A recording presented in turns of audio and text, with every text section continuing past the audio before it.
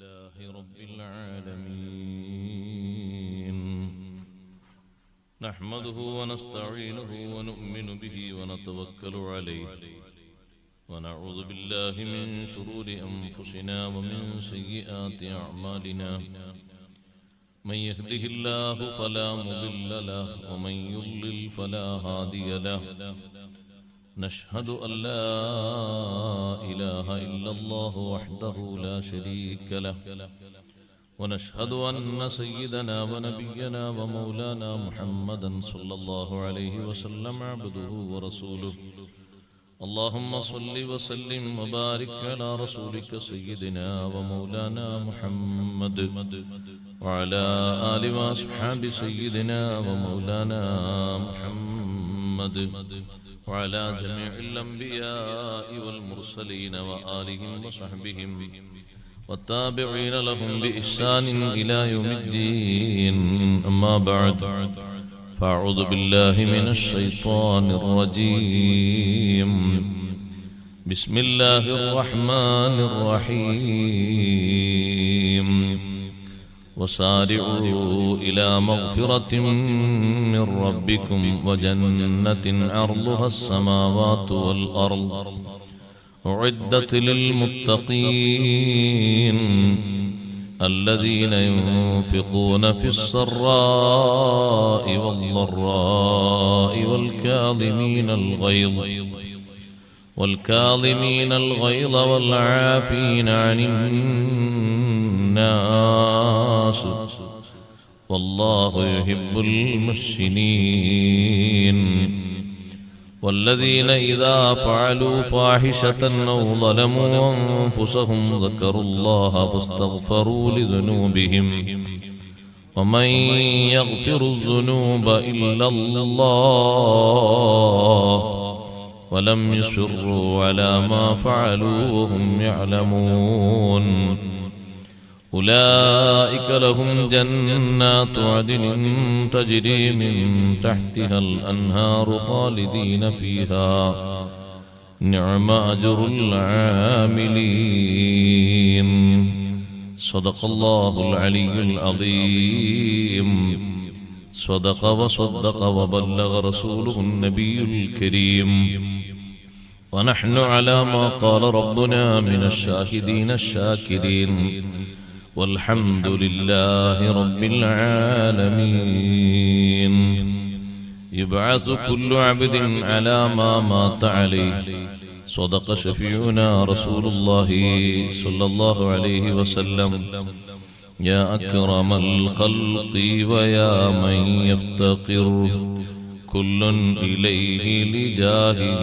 يوم الحشر لا تنسني إذ ذاك في تلك الضرر قد جئت بابك راجيا نيل الظفر بنوالكم يا مصطفى لا ينكسر قلبي بعودي خائبا مع من خسر لو جاء إلى الكرماء من يشكو العسر بالافتقار فلا يعود بلا يسر هل من كريم مثلكم في من غبر أو من يجي لا وحق المقتدر يا رب صل على النبي محمد منجي الخلائق من جهنم في غدي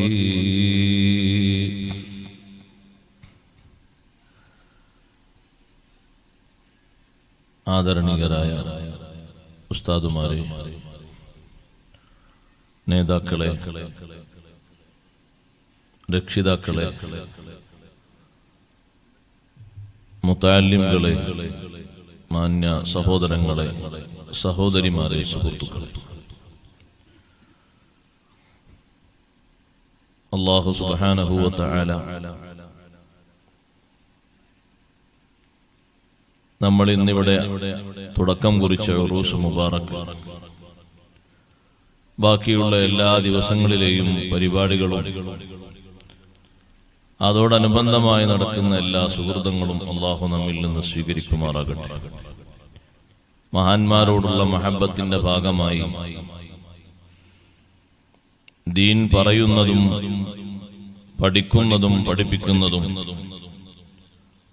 ഇരുലോകത്തും അവരുടെ സഹായം ലഭിക്കാനുള്ള വലിയ കാരണമായി അല്ലാഹു തആല മാറ്റി തരുമാറാകട്ടെ. പാരത്രിക ലോകത്ത് എല്ലാ രംഗങ്ങളിലും നാം സിയാറത്ത് ചെയ്യുന്ന, ഫാത്തിഹ ഓതുന്ന എല്ലാ മഹാന്മാരുടെയും സഹായവും തുണയും നൽകി അല്ലാഹു നമ്മെയും നമ്മോട് ബന്ധപ്പെട്ട സർവരെയും അനുഗ്രഹിക്കുമാറാകട്ടെ. ആമീൻ എന്ന് ആമുഖമായി പ്രാർത്ഥിക്കുന്നു. അല്ലാഹുവിന്റെ ഇഷ്ടദാസന്മാരായ ആളുകൾ ഭൂമിയിൽ എവിടെ ജീവിച്ചാലും അവർക്കുള്ള ബഹുമാനം റബ്ബ് സുബ്ഹാനഹു വ തആല നിലനിർത്തിക്കൊടുത്തു. പേര് അറിഞ്ഞോളണം എന്നില്ല, നാടും കുടുംബവും ഒന്നും രേഖപ്പെടുത്തിക്കൊള്ളണം എന്നുമില്ല. അള്ളാഹുവിന്റെ പൊരുത്തത്തിലായിട്ടാണോ ജീവിച്ചത്, വലിയ ബഹുമാനം, പുനരുദ്ധാരണ ദിവസം വരെ ഭൗതിക ലോകത്തുള്ള ബഹുമാനവും അതിനുശേഷം പാരത്രിക ലോകത്തുള്ള ബഹുമാനവും അള്ളാഹു അവർക്ക് നിലനിർത്തി കൊടുത്തു. ജനങ്ങളൊന്നും താമസിക്കാത്ത എത്ര സ്ഥലങ്ങളിൽ നമ്മുടെ ഈ കാസർഗോഡും അതുപോലെ തന്നെ കർണാടകയിലുമൊക്കെ മഖ്ബറകളുണ്ട്. പരിസരങ്ങളിലൊന്നും നേരത്തെ ജനവാസം ഇല്ല. അവരെ മഖ്ബറകൾ എങ്ങനെ അല്ലാഹു തആല ജനങ്ങൾക്ക് വെളിവാക്കി കൊടുത്തു. അവരാ കിടക്കുന്ന ഭൂമി വലിയ ബറക്കത്തുള്ള ഐശ്വര്യമുള്ള ഭൂമിയായതുകൊണ്ട് ജനങ്ങളുടെ ഹൃദയം മുഴുവനും അല്ലാഹു തആല അങ്ങോട്ട് തിരിച്ചു. ആവശ്യങ്ങൾക്ക് വേണ്ടി, രോഗശമനങ്ങൾക്ക് വേണ്ടി, നൂറുകൂട്ടം പ്രശ്നങ്ങൾക്ക് വേണ്ടി പ്രതിവിധിയായി ആളുകൾ കണ്ടെത്തുന്ന ഭൂമിയിലെ വലിയ ബറക്കത്തുള്ള സ്ഥലമാണ് മഖ്ബറ എന്ന് പറയുന്നത്.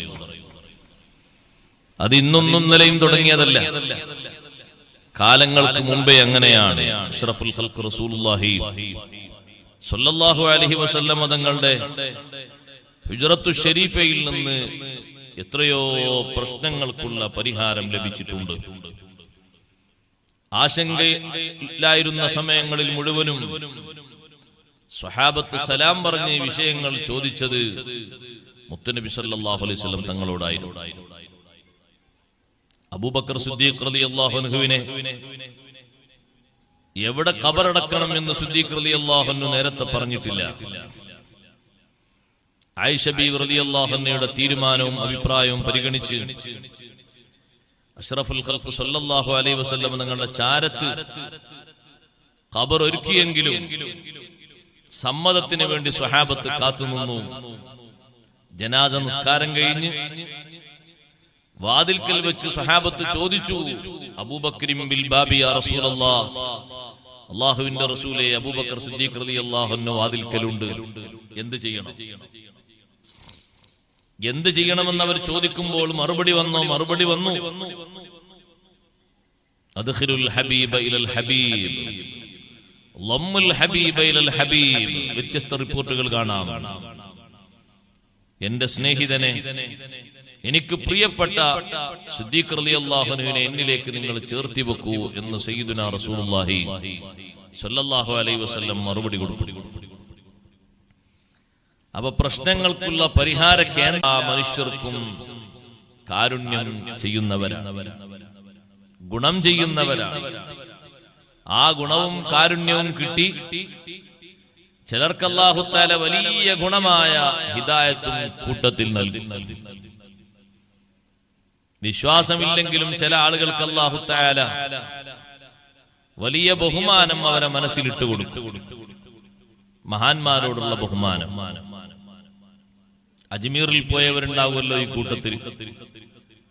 സുൽത്താനുൽ ഹിന്ദ് ഖാജ മുഈനുദ്ദീൻ അൽ ചിശ്തി അൽ അജ്മീരി ഖദ്ദസല്ലാഹു സിർറഹ്, മഹാനവറുടെ സവിധത്തിൽ ജാതിമത ഭേദമന്യേ എല്ലാവരും വന്ന് അവരുടെ ആവശ്യങ്ങൾ പറഞ്ഞ് നേർച്ചകളും കാണിക്കകളും കൊടുത്ത് തിരിച്ചു പോകുന്നത് നിത്യേനയുള്ള കാഴ്ചയാണ്.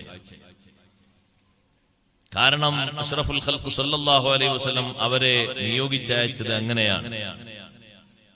ഇന്ത്യയിലുള്ള മുഴുവൻ ജനങ്ങൾക്കും നേർവഴി കാണിച്ചു കൊടുക്കാനും പഠിപ്പിച്ചു കൊടുക്കാനും സമാധാനം കൊടുക്കാനും സുൽത്താനുൽ ഹിന്ദ്, ഇന്ത്യയിലെ അധികാരം കൈക്കൊള്ളുന്ന ആളായിട്ട്, വിലായത്ത് നൽകപ്പെട്ട ആളായിട്ട് മഹാനവറുകളെ ഇന്ത്യയിലേക്ക് പറഞ്ഞയച്ചു. ഒരുപാട് സാഹസികതകളും വെല്ലുവിളികളും നേരിട്ടിട്ടുണ്ടെങ്കിലും മഹാനവറുകൾക്ക് അല്ലാഹു നൽകിയ ബഹുമാനത്തിന്റെ പേരിൽ ആദരവ് കൊണ്ട് ഇൽമു കൊണ്ട് എല്ലാം അസ്തമിക്കുകയും അവരെ സ്നേഹിക്കുകയും ബഹുമാനിക്കുകയും അവരുടെ നിർദ്ദേശങ്ങൾ കേൾക്കുകയും ചെയ്തു. ഇപ്പോഴും തൽസ്ഥിതി തുടരുക തന്നെയാണ്. അതൊരു ഉദാഹരണം മാത്രം. എല്ലാ സ്ഥലങ്ങളിലും നമുക്കങ്ങനെ കാണാൻ കഴിയും. ഞാൻ പറഞ്ഞു വന്നത് പ്രശ്നപരിഹാരത്തിന്റെ കേന്ദ്രങ്ങളാകുന്ന മസാറുകളിലേക്ക് എല്ലാവരും ഒഴുകുന്ന കൂട്ടത്തിൽ നമ്മളും ഒഴുകുന്നു. നമ്മുടെ പ്രശ്നങ്ങൾ സാധിച്ചു കിട്ടിയിട്ടില്ലെങ്കിൽ നമ്മുടെ എന്തോ ഒരു കുറവ് അതിന്റെ പിന്നിലുണ്ടാവും. ആ കുറവ് കൂടി നികത്തി നമ്മൾ മഹാന്മാരോട് കൂടുതൽ അടുപ്പമുള്ളവരാകും. അവർക്ക് വേണ്ടി ഫാത്തിഹ ഓതുക, അവരുടെ ഹളറത്തിലേക്ക് നേർച്ച ചെയ്യുക, അവരെ തവസ്സുലാക്കി അല്ലാഹുവിലേക്ക് ദുആ ചെയ്യുക, അവരോട് ഇസ്തിഗാസ നടത്തുക തുടങ്ങി ആ അടുപ്പത്തിന് മാർഗങ്ങളായി അവലംബിക്കപ്പെടുന്ന എല്ലാ മാർഗങ്ങളും സ്വീകരിക്കും. ഇവിടെ അന്ത്യവിശ്രമം കൊള്ളുന്ന മഹാനവറുകളുടെ ബറക്കത്ത് കൊണ്ട്, അവരുടെ മദദ് കൊണ്ട് നമ്മുടെ ഈ സദസ്സ് അല്ലാഹു സ്വീകരിക്കുമാറാകട്ടെ. അവരുടെ പേരിൽ നടത്തുന്ന ഉറൂസ് എത്ര ദിവസമാണ്? 7 ദിവസം. എല്ലാ ദിവസങ്ങളുടെയും കർമ്മങ്ങൾ അല്ലാഹു സ്വീകരിക്കുമാറാകട്ടെ. സഹോദരങ്ങളെ, നമ്മളെല്ലാവരും മുഅ്മിനുകളാണ്. മുസ്ലിങ്ങളായ നമ്മൾ ആഗ്രഹിക്കുന്നത് ഈ ലോകത്തെ എല്ലാ കാലത്തുമുള്ള സുഖജീവിതം അല്ല. സുഖജീവിതം അല്ലെങ്കിലും ഒരു മുസ്ലിമായ മനുഷ്യൻ ഇവിടെ ആഗ്രഹിച്ചിട്ട് കാര്യമില്ല. ഇത് അധ്വാനത്തിന്റെയും ക്ഷീണം സഹിക്കുന്നതിന്റെയും സുഹൃതങ്ങൾ സമ്പാദിക്കുന്നതിന്റെയും ഒരു ചെറിയ ലോകമാണ്. ഈ ചെറിയ ലോകത്ത് ദുനിയാവ് ഇത്രയും വിശാലായിട്ട് ഉസ്താദെ ചെറിയ ലോകം എന്നാണോ പറയുന്നത്? പേര് തന്നെ അങ്ങനല്ലേ, ദുനിയാവ് ദുനിയാ ദുനിയാ എന്ന് പറഞ്ഞാൽ എന്താ? ചെറുത്. ആഖിറത്തിലേക്ക് ചേർത്തി നോക്കുമ്പോ ഇത് ചെറുതാണ്. അവിടെയുള്ള അനന്തമായ സുഖങ്ങളിലേക്കും സൗകര്യങ്ങളിലേക്കും വെച്ച് നോക്കുമ്പോൾ ഇത് വളരെ ചെറുതാണ്. ഈ ചെറിയ ലോകത്ത് ചെറിയ ആയുഷ് കാലം മാത്രമാണ് അല്ലാഹു നമുക്ക് തന്നിരിക്കുന്നത്.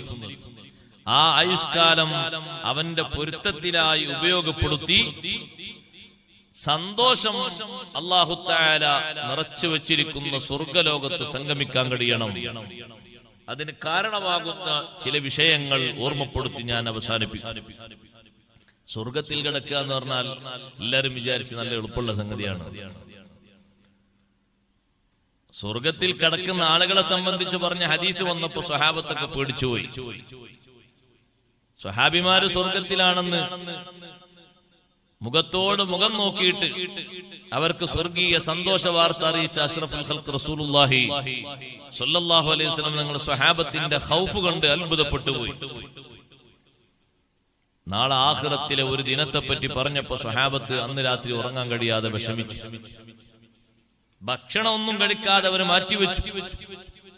ഭക്ഷണം ഉണ്ടാക്കാൻ അവര് മുന്നോട്ട് വെച്ച അടുപ്പിന്റെ മുകളിലുള്ള ചട്ടി അതങ്ങനെ തന്നെ വെച്ചു. ഇവിടെ ചട്ടി തന്നെയല്ലേ പറയാം, വേറെ എന്തെങ്കിലും പറഞ്ഞാൽ ഞാൻ ചീത്തോറെന്ന് പറയുന്നത്. അതങ്ങനെ തന്നെ ഉണ്ട്. രാവിലെ നേരം വെളുത്തു നോക്കുമ്പോ അതിലുള്ള വെള്ളം തിളച്ചിട്ടില്ല, അടുപ്പിൽ തീ കത്തിച്ചിട്ടില്ല. അവര് ഭയന്നുപോയി, ബേജാറായി പോയി. ആഖിറത്തിലെ ഒരു ദിനത്തെ പറ്റി പറഞ്ഞപ്പോൾ സ്വഹാബത്ത് ചിന്തിക്കുന്നു, അല്ലാഹ് ആ ദിവസത്തിൽ ഞങ്ങളെ കൂട്ടത്തിൽ രക്ഷപ്പെടുന്നവനാരാണ്? നബി സല്ലല്ലാഹു അലൈഹി വസല്ലം തങ്ങൾ പറഞ്ഞു, കുട്ടികളൊക്കെ നിരക്കുന്ന ഒരു ദിവസമുണ്ട്. ദുനിയാവിലല്ല സഹോദരങ്ങളെ, ആഖിറത്തിലാണ്. യൗമൻ യജഅലുൽ വിൽദാനു ശിബാ. കുട്ടികൾക്ക് നര ബാധിക്കുന്നത് നിങ്ങൾ ദുനിയാവിൽ കണ്ടിട്ടുണ്ടോ? മരുന്നിന്റെ എഫക്ട് കൊണ്ട്, ഒരു പക്ഷേ സൈഡ് എഫക്ട് കൊണ്ട് അങ്ങനെ വന്നേക്കും. ഇത് നാളൊരൊറ്റ നിർദ്ദേശം കേൾക്കുമ്പോ ചെറിയ മക്കളൊക്കെ നരബാധിച്ചു പോകും. കുറ്റം ചെയ്യാത്ത ചെറിയ കുട്ടികൾ വരുന്ന സ്വർഗത്തിലേക്ക് പോകാനുള്ളവരാണ്. സ്വർഗത്തിൽ കുട്ടികളുണ്ടല്ലോ, യതൂഫു അലൈഹിം വിൽദാനും മുഖല്ലദൂൻ. കുട്ടിത്തം വിടാത്ത കാലാകാലം കുട്ടികളായി നിൽക്കുന്ന കുട്ടികൾ സ്വർഗത്തിലുണ്ട്. ആരാണ് ആ കുട്ടികൾ എന്നതിൽ പണ്ഡിതന്മാർക്കിടയിൽ പക്ഷാന്തരമുണ്ട്. ചില പണ്ഡിതന്മാര് പറഞ്ഞു ആ കുട്ടികൾ എന്നതുകൊണ്ട് ഉദ്ദേശിക്കുന്നത് മുഅ്മിനീങ്ങളുടെ മക്കളാണ്. അതിനെ ഗണ്ണിച്ചുകൊണ്ട് മറ്റു ചില പണ്ഡിതന്മാര് പറഞ്ഞു മുഅ്മിനീങ്ങളെ കുട്ടികളാകൂല. കാരണം മുഅ്മിനീങ്ങളുടെ മക്കൾ ചെറുപ്പത്തിൽ മരണപ്പെട്ടു പോയ മക്കൾ, ആ മക്കളെ ബാപ്പയും ഉമ്മയും വിട്ടുകൊടുക്കൂല. അവരെ കൂടെ നിൽക്കാനേ ബാപ്പയും ഉമ്മയും അവിടെ ഈ കുട്ടികളെ കൂടെ നിർത്തും സന്തോഷത്തിന്. അപ്പൊ പിന്നെ ചില പണ്ഡിതന്മാര് പറഞ്ഞു അത്ഫാലുൽ കുഫാർ, സത്യനിഷേധികൾക്ക് മരണപ്പെട്ടു പോകുന്ന ചെറിയ മക്കളില്ലേ, ആ മക്കളെയാണ് അല്ലാഹു തആല സ്വർഗത്തിൽ ഖാദിമീങ്ങളാക്കി കൊണ്ടുവരുന്നത്. അങ്ങനെയും ഒരു അഭിപ്രായം പറഞ്ഞിട്ടുണ്ട്. പാനീയങ്ങളുടെ പാത്രങ്ങളുമായി കുട്ടികൾ ഇങ്ങനെ സ്വർഗത്തിൽ ചുറ്റിക്കറങ്ങും. യതൂഫു അലൈഹിം വിൽദാനും മുഖല്ലദൂൻ ബിഅക്വാബിൻ വഅബാരീഖ വകഅസിൻ മിൻ മഈൻ. വ്യത്യസ്ത ആകൃതിയിലുള്ള കോപ്പകളും പാത്രങ്ങളുമായി, കൈപിടുത്തമുള്ളതുണ്ട്, പിടുത്തമില്ലാത്തതുമുണ്ട്. സൈഡിൽ കൈകൊണ്ട് പിടിക്കാൻ പറ്റുന്ന കോപ്പയുണ്ട്, സൈഡിൽ പിടുത്തമില്ലാതെ മൊത്തത്തിൽ ഇങ്ങനെ കൈകൊണ്ട് പിടിക്കുന്നതുമുണ്ട്. രണ്ട് രൂപത്തിലുമുള്ള പാനപാത്രങ്ങളുമായി സ്വർഗീയരുടെ മുന്നിലൂടെ ഈ കുട്ടികൾ അങ്ങനെ കറങ്ങും. ആവശ്യമുള്ള ആളുകളെ കാണുമ്പോൾ അവർ ഒഴിച്ചു കൊടുക്കും. ഒഴിച്ചു കൊടുക്കുമ്പോൾ ഈ പാനപാത്രത്തിലുള്ള വെള്ളം തീർന്നു പോകൂല. എത്രയാണോ ഒഴിച്ചു കൊടുക്കുന്നത് അതിനനുസരിച്ച് അവരങ്ങനെ കുടിച്ചുകൊണ്ടിരിക്കും. ദാഹത്തിന് വേണ്ടിയാണോ? അല്ല. ആരോഗ്യത്തിന് വേണ്ടിയാണോ? അല്ല. ആസ്വാദനത്തിന് വേണ്ടി മാത്രമാണ്. സ്വർഗത്തിലെ ഭക്ഷണം കഴിക്കുന്നത് വിശപ്പ് മാറാനല്ല, ആരോഗ്യം സംരക്ഷിക്കാനല്ല, ദീർഘായുസ് ലഭിക്കാനല്ല, നല്ല മെനക്കെട്ട് കൊണ്ട് കഷ്ടപ്പെടുന്ന പണിയെടുക്കാൻ വേണ്ടിയുമല്ല, ആനന്ദത്തിന് വേണ്ടിയാണ്, ഉല്ലാസത്തിന് വേണ്ടിയാണ്. പാനീയം കുടിക്കുന്നതും അതിനു വേണ്ടിയാണ്. ആ സുഖലോക സ്വർഗത്തിലേക്ക് എല്ലാവരെയും ആനയിക്കപ്പെടുന്നതിന്റെ മുമ്പ് മഹ്ശറിൽ വെച്ചൊരു നിർദ്ദേശം വരുന്നു. അബൂന അബുൽ ബശർ ആദം അലൈഹിസ്സലാം അവരെ വിളിച്ചുകൊണ്ട് അള്ളാഹുവിന്റെ ഒരു നിർദ്ദേശം ഇമാം ബുഖാരി റഹ്മത്തുള്ളാഹി അലൈഹി അടക്കമുള്ള മഹാന്മാർ ഉദ്ധരിച്ച ഹദീസിൽ കാണാം. ആദം നബി അലൈഹിസ്സലാത്തു വസ്സലാമിനോട് അള്ളാഹു പറയുന്നു, ആദം നബിയെ, നിങ്ങളെ മുതുകിൽ നിന്ന് സ്വർഗത്തിലേക്കുള്ള ആളുകളെയും നരകത്തിലേക്കുള്ള ആളുകളെയും ഒന്ന് വേർതിരിച്ചു വെക്കൂ. നിങ്ങളെ മുതുകിൽ നിന്ന് സ്വർഗത്തിലേക്ക് പോകാനുള്ളവരെയും നരകത്തിലേക്ക് പോകാനുള്ളവരെയും ഒന്ന് മാറ്റി വെക്കൂ. എല്ലാവരും ആദം അലൈഹിസ്സലാത്തു വസ്സലാമിന്റെ സന്തതികളാണ്. നമ്മളും ആദം നബി അലൈഹിസ്സലാത്തു വസ്സലാമിന്റെ മക്കളാണ്. ലോകത്തുള്ള എല്ലാ ആണും പെണ്ണും ആദം നബി അലൈഹിസ്സലാത്തു വസ്സലാമിന്റെ സന്താനങ്ങളാണല്ലോ. അവിടുത്തെ മുതുകിൽ നിന്നാണല്ലോ എല്ലാവരും ഉൽപ്പാദിപ്പിച്ചു വന്നത്. അപ്പൊ ആദം നബി അലൈഹിസ്സലാത്തു വസ്സലാമിനോട് സ്വർഗത്തിലേക്കുള്ളവരെയും നരകത്തിലേക്കുള്ളവരെയും മാറ്റി നിർത്താൻ വേണ്ടി പറഞ്ഞപ്പോ റബ്ബ് സുബ്ഹാനഹു വ തആലയോട് മഹാൻ ചോദിച്ചു, എത്രയാണ് അതിന്റെ കണക്ക്? അല്ലാഹ് സ്വർഗത്തിലേക്കും നരകത്തിലേക്കും മാറ്റി നിർത്തേണ്ടതിന്റെ കണക്കെത്രയാണ്? റബ്ബ് സുബ്ഹാനഹു വ തആല പറഞ്ഞു, നാളെ ആഖിറത്തിൽ പറയുന്നത് നമ്മളൊക്കെ കേൾക്കും. ഇപ്പറയുന്നത് കേൾക്കുമ്പോഴാണ് ചെറിയ കുട്ടികളൊക്കെ നരബാധിച്ചു പോകുന്നത്. ചെറിയ കുട്ടികൾ 5 വയസ്സ് 4 വയസ്സ് 3 വയസ്സുള്ള കുട്ടികളൊക്കെ നരബാധിക്കുന്നു. അല്ലാഹു പറയുന്നു, മിൻ കുല്ലി അൽഫിൻ തിസ്അതൻ വതിസ്ഈന വതിസ്അമിഅ ഇലന്നാർ. ഓരോ 1000-ൽ നിന്നും 999 ആളുകളെ നരകത്തിലേക്ക് മാറ്റിവെക്കൂ. സ്വർഗത്തിൽ പോകുന്നത് 1000-ൽ ഒരാൾ മാത്രമാണ്. 10,000 ആളാകുമ്പോ 10 ആള്, 1,00,000 ആളാകുമ്പോ 100 ആള്. ഒന്ന് കൂട്ടി നോക്കൂ സഹോദരങ്ങളെ. ബഹുഭൂരിപക്ഷം ആളുകളും സ്വർഗത്തിലേക്കല്ല നരകത്തിലേക്കാണ്. സ്വർഗത്തിന് വേണ്ടി നല്ലോണം അധ്വാനിക്കണം, നല്ലോണം പ്രാർത്ഥിക്കണം, നല്ലോണം ചിന്തിക്കണം. വെറുതെ നൽകപ്പെടുന്ന ഒന്നല്ല സ്വർഗം.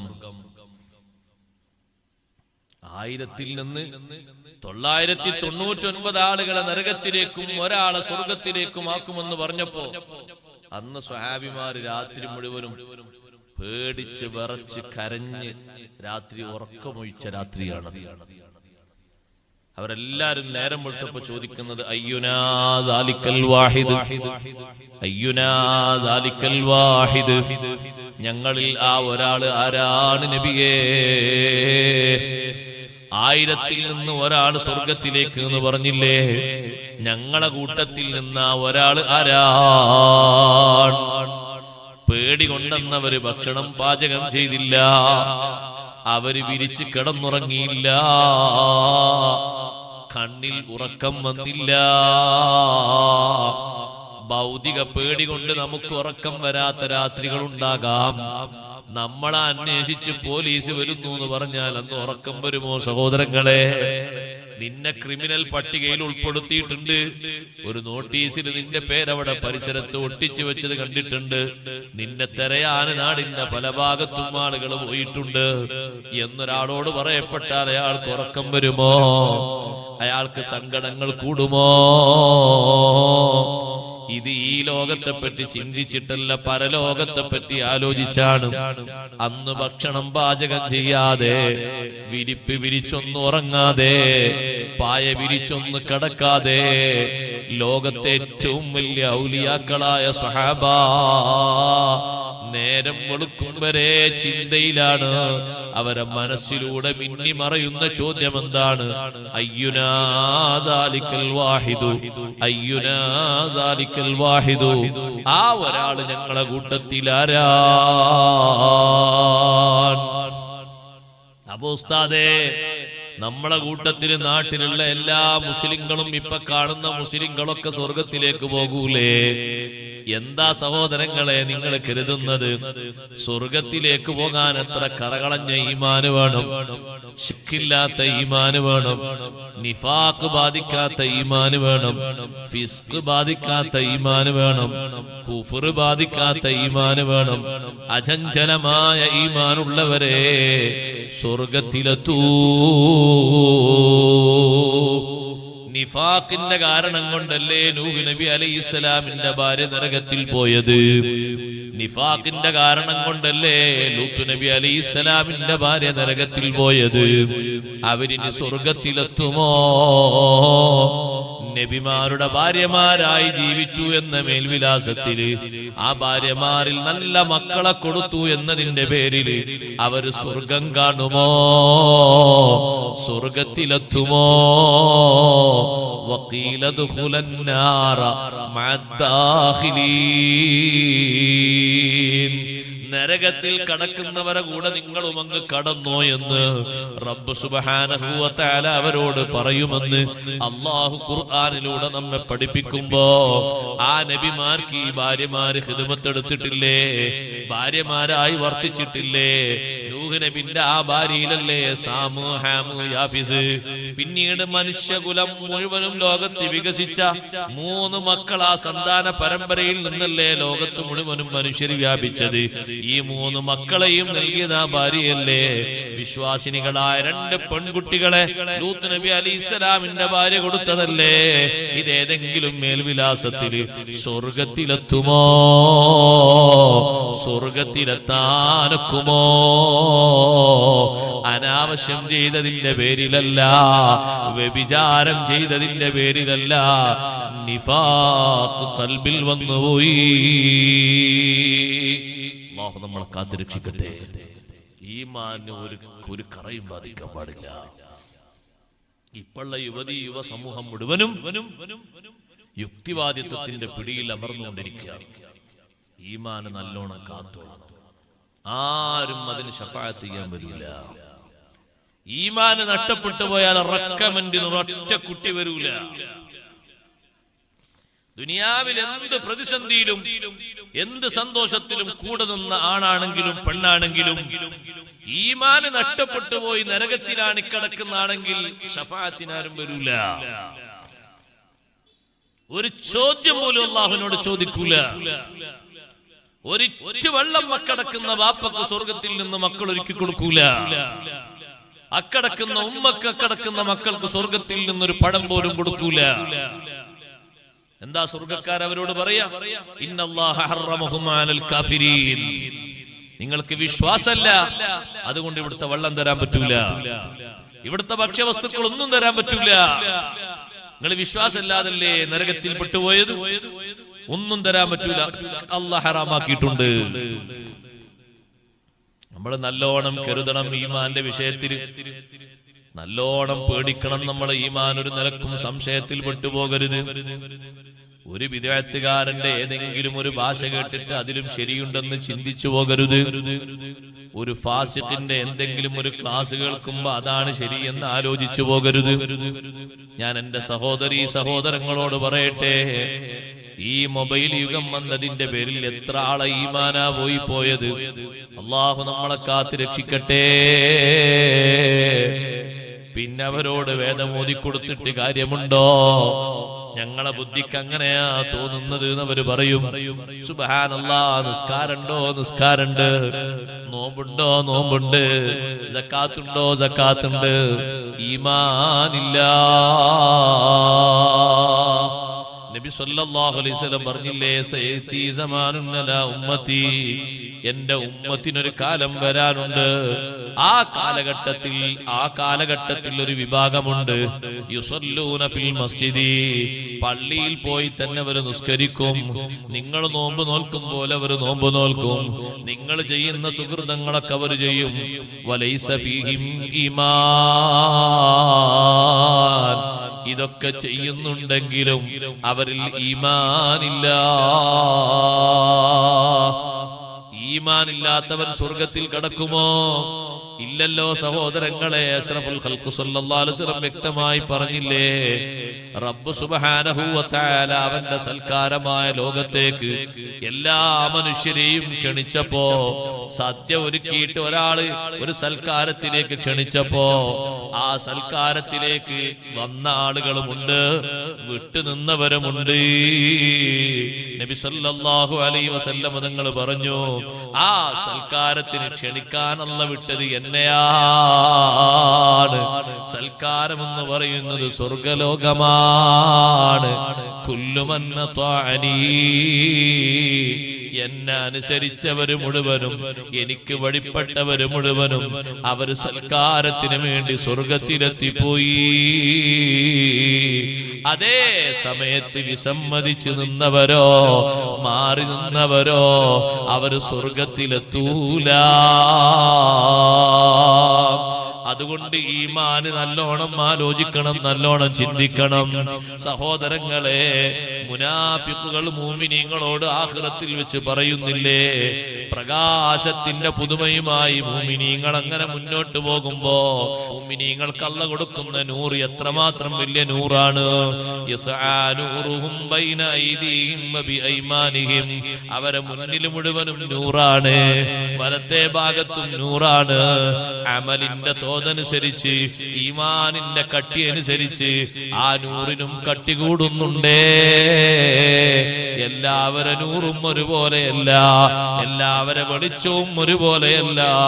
ഏറ്റവും ഡിഗ്രി കുറഞ്ഞ വെളിച്ചമാരുടേതാണെന്നറിയോ? കാലിന്റെ തള്ളവിരലിൽ മാത്രം അല്ലാഹു വെളിച്ചം കൊടുക്കുന്ന ഒരു മനുഷ്യനുണ്ട്. അഷ്റഫുൽ ഖൽഖ് സല്ലല്ലാഹു അലൈഹി വസല്ലം പറഞ്ഞു, ചിലപ്പോഴൊക്കെ അതാ തള്ളവിരൽ പ്രകാശിക്കുന്നു. പ്രകാശിക്കുമ്പോൾ അയാൾ മുന്നോട്ട് പോകുന്നു, കെടുന്ന നേരത്തെ അയാൾ പിറകോട്ട് നിൽക്കുന്നു, പിന്നെയും പ്രകാശിക്കുമ്പോ മുന്നോട്ട് പോകുന്നു. രക്ഷപ്പെട്ടാൽ സ്വർഗത്തിലെത്തി, തപ്പിത്തടഞ്ഞ് വീണുപോയാൽ നരകമെന്ന പാതാളത്തിലെത്തി. ആ പ്രകാശത്തിന്റെ ഊക്കുമായി മുഅ്മിനീങ്ങൾ നൂറുമായി പോകുമ്പോ പിന്നാലെ വന്നിട്ട് മുനാഫിഖുകൾ പറയുന്നത് അല്ലാഹു ഖുർആനിലൂടെ പഠിപ്പിക്കുന്നില്ലേ? ഒന്ന് നിൽക്കണേ, അലം നകും മഅകും, ഞങ്ങളും നിങ്ങളോടൊപ്പം ഉണ്ടായിരുന്നില്ലേ? ജുമഅക്ക് ഞങ്ങൾ ഉണ്ടായിരുന്നില്ലേ? നിങ്ങളുടെ നാട്ടിൽ പള്ളിക്ക് ജമാഅത്തിന് ഞങ്ങൾ ഉണ്ടായിരുന്നില്ലേ? കല്യാണത്തിന് ഞങ്ങളും വന്നിരുന്നില്ലേ? മറവ് ചെയ്യുന്ന ജനാസയോടൊപ്പം ഞങ്ങൾ ഉണ്ടായിരുന്നില്ലേ? മയ്യിത്ത് നിസ്കാരത്തിന് ഞങ്ങൾ ഉണ്ടായിരുന്നില്ലേ? ഞങ്ങൾക്കും ഒന്ന് നൂറ് തരുമോ? ഞങ്ങൾ ഇരുട്ടിലാണ്, ഞങ്ങൾ വിഷമത്തിലാണ്, ഞങ്ങൾക്ക് അശേഷം നൂറ് കിട്ടിയിട്ടില്ല. നിങ്ങളെ നൂറിൽ നിന്നൊരു ശകലം ഒന്ന് ഞങ്ങൾക്ക് തരുമോ?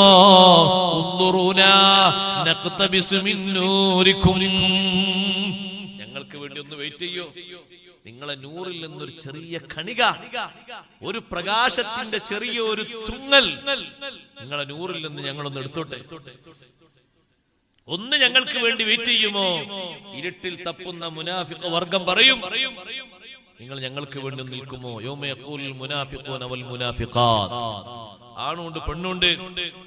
മുനാഫിഖൂനയും മുനാഫിഖാത്തും, കപട വിശ്വാസികളും വിശ്വാസിനികളും, രണ്ടു കൂട്ടരും പറയും, ഒന്ന് നിൽക്കുവോ? എന്ത് വലിയ നൂറാ അല്ലാഹു നിങ്ങൾക്ക് തന്നത്. എന്താണ് ഈ മുഅ്മിനീങ്ങളെ നൂറിന് വേണ്ടി കാര്യമായി കാത്തു സൂക്ഷിച്ചത്? ഈമാന് കേടുവരുത്തിയില്ല, ഈമാന് കേടുവരുത്തിയിട്ടില്ല. ഈമാന് വളരെയധികം സൂക്ഷിച്ച് ശ്രദ്ധിച്ചുകൊണ്ട് നടന്നു. ഈമാൻ അപകടം വരുത്തുന്ന ഒരു വിഷയത്തിലേക്കും ഒരു പോയില്ല. കുഫറിന്റെ ഒരു മാർഗവും ഇഷ്ടപ്പെട്ടില്ല. അന്യ മുസ്ലിം സഹോദരി സഹോദരങ്ങളോട് ഞാൻ പറയട്ടെ, വിശ്വാസമില്ലാത്ത ആളുകൾ, കാഫിരീങ്ങൾ, അവരെന്തെങ്കിലുമൊക്കെ ആഘോഷങ്ങളോ മറ്റോ ഒക്കെ സംഘടിപ്പിക്കുമ്പോ നമുക്കത് സന്തോഷമായിട്ട്, ഉത്സവമായിട്ട്, ഹൃദയത്തിന് ഹാരിയായിട്ട്, ആനന്ദമായിട്ട് അനുഭവപ്പെടുന്നുണ്ടോ? നമ്മളെ ഖൽബിന് കുഫറിന്റെ മണമുണ്ട്. നമ്മളെ ഖൽബിന് കുഫറിന്റെ മണമുണ്ട്. നല്ല ഉഷാറുണ്ടല്ലേ, നല്ല റാഹത്തുണ്ടല്ലേ, കാണാൻ എന്ത് ചൊറുക്കുണ്ട്.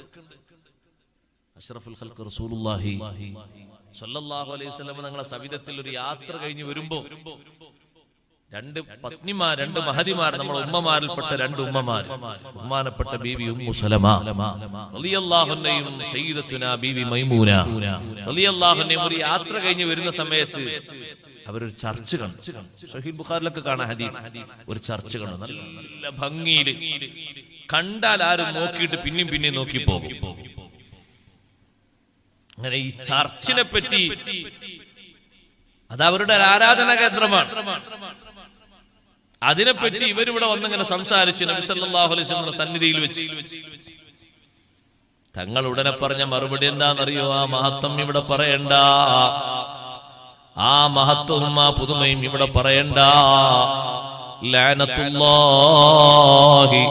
അലൽ യഹൂദി വൻ നസാറാ, യഹൂദി നസാറാക്കൾക്ക് അല്ലാഹുവിന്റെ ലഅനത്തുണ്ട്, ശാപമുണ്ട്. ഇത്തഖദൂ ഖുബൂറ അംബിയാഇഹിം മസാജിദാ, അവരുടെ അംബിയാഇന്റെ ഖബറുകളെ നിസ്കാര കേന്ദ്രങ്ങളാക്കി ആരാധനാ കേന്ദ്രങ്ങളാക്കി അവര് മാറ്റി. ഒരൊറ്റ ഖബറിടത്തിലും മുസ്ലിങ്ങൾ നിസ്കരിക്കുന്നില്ല, സുജൂദ് ചെയ്യുന്നില്ല. നിസ്കരിക്കുന്നത് പള്ളിയിലാണ്, അല്ലാഹുവിന് മാത്രമാണ്. ഇവര് ആരാധനാ കേന്ദ്രങ്ങളാക്കി മാറ്റി അംബിയാഇന്റെ ഖബറുകളെ. വസവ്വറൂ ഫീ തിൽക സുവറ, എന്നിട്ട് ആരാധനാലയങ്ങളിൽ ഇവർ ചിത്രങ്ങൾ കൊത്തിവെച്ചു. ഉലൈക ഹും ശിറാറുൽ ഖൽഖി ഇൻദല്ലാഹ്, അല്ലാഹുവിന്റെ അടുക്കൽ വളരെയധികം ദുഷ്ടന്മാരാണ് അവര്. അതുകൊണ്ട് ആ മഹത്വം ഇവിടെ വന്ന് പറയണ്ട. അത് നിങ്ങൾക്ക് കണ്ടിട്ട് നല്ല ഉഷാറായി എന്ന് തോന്നിപ്പോകണ്ട, തിരക്കേടില്ല എന്ന് ചിന്തിച്ചു പോകണ്ട. സാധാരണ രൂപത്തിനൊന്ന് കാണുമ്പോ ചൊങ്കും ചൊറുക്കും കൂട്ടിയിട്ട് കണ്ടൊരു ബിൽഡിങ്ങിനെ പറ്റി പറഞ്ഞപ്പോഴേക്ക് ഞങ്ങൾ പറഞ്ഞു, അവരാ നിർമ്മാണ കലകളെ പറ്റി അവരെ പ്രവർത്തനങ്ങൾ നല്ലതാണെന്ന് ചിന്തിച്ചു പോകരുത്, അവരാഘോഷങ്ങൾ നല്ലതാണെന്ന് വിലയിരുത്തി പോകരുത്, മനസ്സിലാക്കി പോകരുത്. സഹകരിച്ചു പോയിട്ട് തിരക്കടില്ല, അങ്ങനെയൊക്കെയാണ് ആഘോഷിക്കേണ്ടത് എന്ന് ചിന്തിച്ചു പോകരുത്. നമ്മളെ മനസ്സിൽ കുഫർ മണത്തു പോകും. അല്ലാഹു നമ്മളെ കാത്ത് രക്ഷിക്കട്ടെ. മുനാഫിഖാത്ത് പറയും, നിങ്ങളൊന്ന് വെയിറ്റ് ചെയ്യുമോ? നിങ്ങൾക്ക് അല്ലാഹു തന്ന നൂറിൽ നിന്ന് ശകലം ഞങ്ങൾ ഒന്നെടുത്തോട്ടെ. മുഅ്മിനീങ്ങളെ മറുപടി എന്താണ്? ഇർജിഉ വറാഅകും ഫൽതമിസൂ നൂറാ, പിറകോട്ട് പോയിക്കോളൂ, കിട്ടുന്ന സ്ഥലത്ത് 100 വാങ്ങിക്കോളൂ, കിട്ടുന്ന സ്ഥലത്തുനിന്ന് 100 വാങ്ങിക്കോളൂ. സഹോദരങ്ങളെ, കിട്ടുന്ന സ്ഥലത്തുനിന്ന് വാങ്ങിക്കോളൂ, ഞങ്ങൾ തരൂല. ഒരൊറ്റ മുഅ്മിനും ഒരു മുനാഫിഖിനും 100 കൊടുക്കൂല. അല്ലാഹു കൊടുത്ത 100ൽ നിന്നൊരു ചെറിയ കണിക പോലും, ഒരു ശകലം പോലും വിട്ടുകൊടുക്കൂല. ചോദിച്ചു കൊണ്ടിരിക്കുന്ന നേരത്ത് ഫളുരിബ ബൈനഹും ബിസൂരിൻ ലഹു ബാബ്, മുഅ്മിനീങ്ങൾക്കും മുനാഫിഖുകൾക്കും ഇടയിൽ നല്ല ഒരു മറയിട്ട് പോയി. പിന്നെ മുനാഫിഖുകൾ നോക്കിയിട്ട് മുഅ്മിനീങ്ങളെ കാണുന്നില്ല, അവര് നേരെ സിറാത്തിലേക്ക് നീങ്ങിയിട്ടുണ്ട്. ആ സമയത്ത് ഇവര് വിളിച്ചു പറയുന്നുണ്ട്, അലം നകും മഅകും, ഞങ്ങളും നിങ്ങളോടൊപ്പം ഉണ്ടായിരുന്നില്ലേ? വിശ്വാസികൾ പറയുന്നു, ബലാ, അതൊക്കെ ശരി തന്നെയാണ്. വലാകിന്നകും ഫതൻതും അൻഫുസകും വതറബ്ബസ്തും വർതബതും വഗറത്കുമുൽ അമാനിയു ഹത്താ ജാഅ അംറുല്ലാഹ് വഗറക്കും ബില്ലാഹിൽ ഗറൂർ. നിങ്ങളെ മനസ്സ് നിങ്ങളെ പറ്റിച്ചു കളഞ്ഞു. വലാകിന്നകും ഫതൻതും അൻഫുസകും, നിങ്ങളെ മനസ്സുകളെ ദുഷിപ്പിച്ചു. നിങ്ങൾക്ക് സംശയം വന്നു, നിങ്ങൾ പലതും ഇങ്ങനെ വരുമോ എന്ന് കാത്തിരുന്നു. നിങ്ങളെ സംശയം തന്നെ ദുനിയാവെന്ന് മാറിയിട്ടില്ല. അല്ലാഹുവിൽ നിങ്ങൾക്ക് സംശയമാണ്. മുത്തുനബി സല്ലല്ലാഹു അലൈഹി വസല്ലം തങ്ങൾ സംശയമാണ്. മഹാന്മാരായ അമ്പിയാക്കളിൽ ഔലിയാക്കളിൽ സംശയമാണ്. ശുഹദാക്കളിൽ സംശയമാണ്. ലോകത്തൊരു മുസ്ലിമിനോ അമുസ്ലിമിനോ തർക്കമില്ലാത്ത സംസം വെള്ളത്തിൽ പോലും നിങ്ങൾക്ക് സംശയമാണ്. എല്ലാത്തിനും സംശയം ഇല്ല, സംശയമില്ലാത്ത. പള്ളി കയറിയിട്ട് ഇങ്ങനെ ഇരുന്നാൽ കൂലി കിട്ടുമോ എന്നുള്ളത് അതും വേണം അന്വേഷിക്കുക. അങ്ങനെ കൂലി ഉണ്ടാകും? പള്ളിയിൽ ഇങ്ങനെ കയറുന്നതുകൊണ്ട് എന്ത് കൂലി കിട്ടാനാ? കാരണം അവരെ ബുദ്ധിയിലേക്ക്, അവരുടെ യുക്തിയിലേക്ക് അതൊന്നും തുളച്ചു കയറുന്നില്ല. യുക്തി മാത്രം വെച്ചിട്ട് മണത്തു നോക്കാണ്. ശരിയാണോ അല്ലേ? ആരെ യുക്തി സഹോദരങ്ങളെ? ലക്ഷക്കണക്കിന് ഹദീസ് മനപ്പാടമാക്കിയിരുന്ന മഹാപണ്ഡിതന്മാര് ആ ഹദീസ് അനുസരിച്ച് അമല് ചെയ്തപ്പോൾ അവരെ യുക്തി മുഴുവനും ഹദീസിന് പിൻപറ്റിപ്പോയി, ഇൽമിന് വണങ്ങിപ്പോയി. അവരെ യുക്തി മുഴുവനും അവരെ ഇൽമിന് കീഴ്പ്പെട്ടുപോയി. യുക്തി അവർ മുന്നോട്ട് വെച്ചില്ല. അവരത്ര ബുദ്ധിയോ, അവരെ ശിഷ്യന്മാരെ ബുദ്ധിയോ, ശിഷ്യന്മാരുടെ ശിഷ്യന്മാരുടെ ശിഷ്യന്മാരെ ബുദ്ധിയോ ഇല്ലാത്ത സമൂഹത്തിന്റെ യുക്തിക്ക് എത്രമാത്രം വലിയ പ്രസക്തി ഉണ്ടാവും? എന്നിട്ട് സംശയങ്ങളാ, തുരുതുരാ സംശയങ്ങള് തീരുന്നില്ല. എല്ലായിടത്തും സംശയം. ദ്വാരക്കുന്ന സമയത്ത് അവിടെ സംശയം. ദ്വാരക്കണോ? ഫാത്തിഹ ഓതണം. ഫാത്തിഹ ഓതിയിട്ട് അങ്ങനെ ഒരു ദ്വാ ഉണ്ടോ? ഫാത്തിഹ ഓതി ദ്വാരുന്ന ദ്വാക്ക് ഉത്തരം കിട്ടുന്നു ലോകത്തെ പഠിപ്പിച്ചത് ആരാ? സയ്യിദുനാ റസൂലുള്ളാഹി സ്വല്ലല്ലാഹു അലൈഹി വസല്ലം. മുഅ്മിനീങ്ങളായി ഉറച്ചു നിന്നു. വേറെ അങ്ങോട്ടും ഇങ്ങോട്ടും ചിന്തല്ല. വേറെ ഫാത്തിഹ ഓതി ദ്വാരുന്നാൽ ഉത്തരം കിട്ടുന്നു നബി സല്ലല്ലാഹു അലൈഹി വസല്ലം പറഞ്ഞു. നമുക്കത് അതുപോലെ അത് മതി, നമുക്ക് വേറെ അപ്പുറമൊന്നും വേണ്ട. തങ്ങൾ അങ്ങനെ പറഞ്ഞു, അത് മതി. അത് കുറച്ച് ഇവരിങ്ങനെ അന്വേഷിച്ച് മൗത്ത് വരെ അന്വേഷണം തീരുമോ? സംശയം തീരുമോ? എന്നാ സംശയം തീരുക? വർത്തവത്വം നിങ്ങൾ സംശയിച്ചു പോയി, എല്ലാത്തിലും സംശയിച്ചു പോയി. ഒരു മരിച്ചു കിടക്കുന്ന ഒരാളോട്, ഖബറിലേക്ക് വെക്കുന്ന ഒരാളോട് അസ്സലാമു അലൈക്കും എന്ന് പറഞ്ഞപ്പോ അതിലും സംശയം. സലാം പറഞ്ഞ അങ്ങോട്ട് സലാം കിട്ടണ്ടേ? വെറുതെ എന്തിനാ കിട്ടാത്ത സലാം പറയുന്നത്? എന്തിനാ സംശയമില്ലാത്ത? നിങ്ങളൊരാളോട് സലാം പറയുമ്പോൾ ആളോട് സലാം മടക്കൂലേ? ഇത് മടക്കല്ലാത്ത സലാം എന്തിനാ പറയുന്നത്? അതിന് സംശയം. നമുക്ക് സംശയമല്ല, കാരണം നമ്മൾ പഠിച്ചത് എവിടുന്ന? മഹാന്മാരായ ഉലമാവ് പഠിപ്പിച്ചു, ഖബർ സിയാറത്തിന് പോകുന്ന ആൾ സലാം പറയണം. എന്തേ കാരണം? സയ്യിദുനാ റസൂലുള്ളാഹി സ്വല്ലല്ലാഹു അലൈഹി വസല്ലം തങ്ങൾ എല്ലാ സന്ദർഭങ്ങളിലും സിയാറത്തിന് പോകുമ്പോൾ തങ്ങൾ തുടങ്ങിയത് എങ്ങനെ? സലാം പറഞ്ഞിട്ടാ തുടങ്ങിയത്. അസ്സലാമു അലൈക്കും അഹ്ലൽ ഖുബൂർ, അല്ലെങ്കിൽ അസ്സലാമു അലൈക്കും ദാറ ഖൗമിൻ മുഅ്മിനീൻ വ ഇന്നാ ഇൻഷാ അല്ലാഹു ബിക്കും ലാഹിഖൂൻ. വ്യത്യസ്ത രീതിയിലല്ലേ തങ്ങൾ ദുആ ചെയ്തത്? എപ്പോഴും ഒരേ രീതിയിലല്ലല്ലോ ദുആ ചെയ്തത്. തങ്ങൾ സിയാറത്തിൽ തെരഞ്ഞെടുത്തത് ഏറ്റവും കൂടുതൽ പകലല്ല, രാത്രിയാണ്. രാത്രി തന്നെ അർദ്ധരാത്രിക്ക് ശേഷമാണ്. ആയിഷ ബീവി റളിയല്ലാഹു അൻഹ പറഞ്ഞു, ഇമാം മുസ്ലിം റഹ്മത്തുള്ളാഹി റിപ്പോർട്ട് ചെയ്തു, എന്റെ വീട്ടിലേക്ക് വരുന്ന എല്ലാ രാത്രിയിലും യഖ്റുജു മിൻ ആഖിറിൽ ലൈൽ, രാത്രിയുടെ അവസാന സമയത്ത് സുബ്ഹിൻ തൊട്ട് മുമ്പുള്ള സമയത്ത് തങ്ങൾ പുറപ്പെടുന്നു. ഇലൽ ബഖീന ജന്നത്തിലേക്ക്, അവിടെ പോയിട്ട് തങ്ങൾ സിയാറത്ത് ചെയ്യുകയാണ്, സലാം പറയുകയാണ്, ദുആ ചെയ്യുകയാണ്. എന്റെ അടുത്തേക്ക് വരുന്ന എല്ലാ ദിവസവും രാത്രി എന്ന് പറഞ്ഞാല് 9 ദിവസങ്ങളിൽ ഒരു ദിവസമാണ് ആദ്യം ഉണ്ടായിരുന്നത്. കുറച്ചുകൂടി സമയം കഴിഞ്ഞപ്പോ ബഹുമാനപ്പെട്ട ബീവി സൗദ റളിയല്ലാഹു അൻഹാ മുത്തുനബി തങ്ങളെ വിളിച്ചിട്ട് പറഞ്ഞു, അല്ലാഹുവിന്റെ റസൂലേ, എനിക്ക് ഒരു ദിവസമുണ്ടല്ലോ, ഞാൻ അങ്ങയുടെ ഭാര്യമാരിൽപ്പെട്ട ഒരു ഭാര്യയാണല്ലോ, എന്റെ അടുത്തേക്ക് വരുന്ന ദിവസം തങ്ങൾ പകല് വന്നാൽ മതി, എന്റെ രാത്രി ഞാൻ ആയിഷ ബീവിക്ക് വേണ്ടി ദാനം ചെയ്തു നബിയേ. ലോകത്തൊരു പെണ്ണും ചെയ്യാത്ത ദാനമാണ്. എത്ര വലിയ സ്വതക്കയാണ് ബഹുമാനപ്പെട്ട സൗദ ബീവി റളിയല്ലാഹു അൻഹ നൽകിയത്. സൗദ ബീവി റളിയല്ലാഹു അൻഹ രാത്രി കുറെ നേരം നിസ്കരിക്കുന്ന മഹതിയാണ്. മിക്ക ദിവസങ്ങളിലും പകൽ സുന്നത്ത് നോമ്പ് നോൽക്കുന്ന മഹതിയാണ്. വല്ലാതെ സൂക്ഷ്മയിൽ ജീവിച്ച ഉമ്മയാണ്. ആ സൗദ ബീവി റളിയല്ലാഹു അൻഹ പറയുന്നു, എത്രമാത്രം വലിയ സൂക്ഷ്മതയാണെന്നറിയുമോ ഉമ്മമാരെ? സ്വർഗത്തിൽ ആ മഹതിമാരൊന്നും വെറുതെ കടന്നതല്ല. ഒരൊറ്റ പ്രാവശ്യം മുത്തുനബി തങ്ങളോടൊപ്പം ഹജ്ജിന് പോയതിനു ശേഷം പിന്നെ ഹജ്ജിന് പോയിട്ടില്ല, പിന്നെ ഉംറക്ക് പോയിട്ടില്ല. സൗദ ബീവി റളിയല്ലാഹു അൻഹയോട് വന്ന് ചോദിച്ചു, മറ്റുള്ള സഹോദരിമാര് പോകുമ്പോൾ നിങ്ങൾ എന്താണ് ഹജ്ജിനും ഉംറക്കും വർഷാവർഷം പോകാത്തത്?